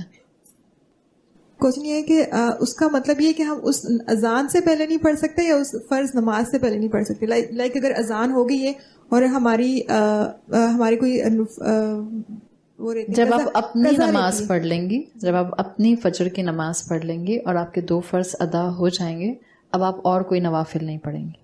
ٹھیک ہے, مطلب اگر اذان ہو گئی ہے تو ہم اس سے پہلے کوئی قضا نماز ہماری رہتی وہ پڑھ سکتے ہیں. وہ پڑھ سکتے ہیں. جی, آپ کی اپنی نماز کی بات ہے. تدبر کو بڑی اچھی طرح ایکسپلین کیا تھا. جی, میں پوچھنا چاہ رہی تھی کہ جو ان ڈیپتھ اسٹڈی ہم کر رہے ہیں یہ تدبر کی کیٹیگری میں ہی فال ہوگی؟ جی ہاں, تدبر کیٹیگری میں فال ہوگی. اور دوسری بات میں یہ کہنا چاہ رہی تھی کہ کل میری فلائٹ ہے, میں اپنے بچوں کے پاس جا رہی ہوں. خیریت سے جائیے. میں بہت مس کروں گی یہاں کی کلاس اور ہم آپ کو مس کریں گے, لیکن انشاءاللہ ٹیکنالوجی ہے, اللہ کا فضل ہے. جی الحمدللہ, تو انشاءاللہ جڑ کے رہوں گی کلاس سے. لیکن میں یہ پوچھنا چاہ رہی تھی کہ آن لائن بھی آپ اکارڈنگ ٹو لیکچر اگر کوئی سوال آتا ہے تو آن لائن کوشچن لیں گی آپ؟ ابھی ہم آن لائن کوشچن یہ میرے پاس تھدا رکھا ہو, نادیہ صاحبہ نے لا کے رکھ دیا. میں نے آپ لوگوں کو پریفرنس دی ہے. یہ آن لائن بھی سوال آ رہے ہوتے ہیں میرے پاس, میں ان کو پریفرنس ابھی دے نہیں رہی ہوں. یہاں پر ٹائم لمیٹڈ ہے ہمارا, سب نے جانا ہوتا ہے, یہ ٹیم بہت دیر سے یہاں پر آئی ہوئی ہوتی ہے, تو ابھی ہم آن لائن کوشچنز لے نہیں رہے ہیں. یہ اب مجھے نہیں پتا میں ان کے جواب بھی دے سکوں گی کہ نہیں دے سکوں گی, بٹ نادیہ کے پاس 2019 کی بھی بک پوری موجود ہے کوشچنس کی. تو وعدہ نہیں کر رہے اس وقت آپ سے, کوئی بہت ضروری ہوگا کبھی تو آپ نادیہ کو بھیج دیجیے گا, ریکارڈ میں آ جائے گا. اب جواب کب ملتا ہے وہ آپ اپنی باری کا انتظار کیجیے گا صبر کے ساتھ. بھائیا کی السلام علیکم. وعلیکم السلام. ابھی ایک اور جگہ پہ میں تو نہیں جا رہی ہوں, وہاں پہ درس قرآن ہو رہا ہے جی, اور وہاں سے مجھے پتا چلا کہ میں نے فرسٹ ٹائم سنا, اس لیے میں کنفرم کرنا چاہ رہی ہوں کہ فجر کی فرض میں کہتے ہیں کہ کم سے کم 100 آیتیں پڑھنی چاہیے. یہ درس قرآن میں انہوں نے بتایا, مجھے سن کے میں نے کہا میں نے ایسا کبھی نہیں سنا. دیکھیں فجر, آپ لوگ فقہی سوال پوچھ کے اور گوہر بھابھی پوچھ رہی ہیں تو فقہی سوال ہے, لیکن اتنی سی بات مختصر سی.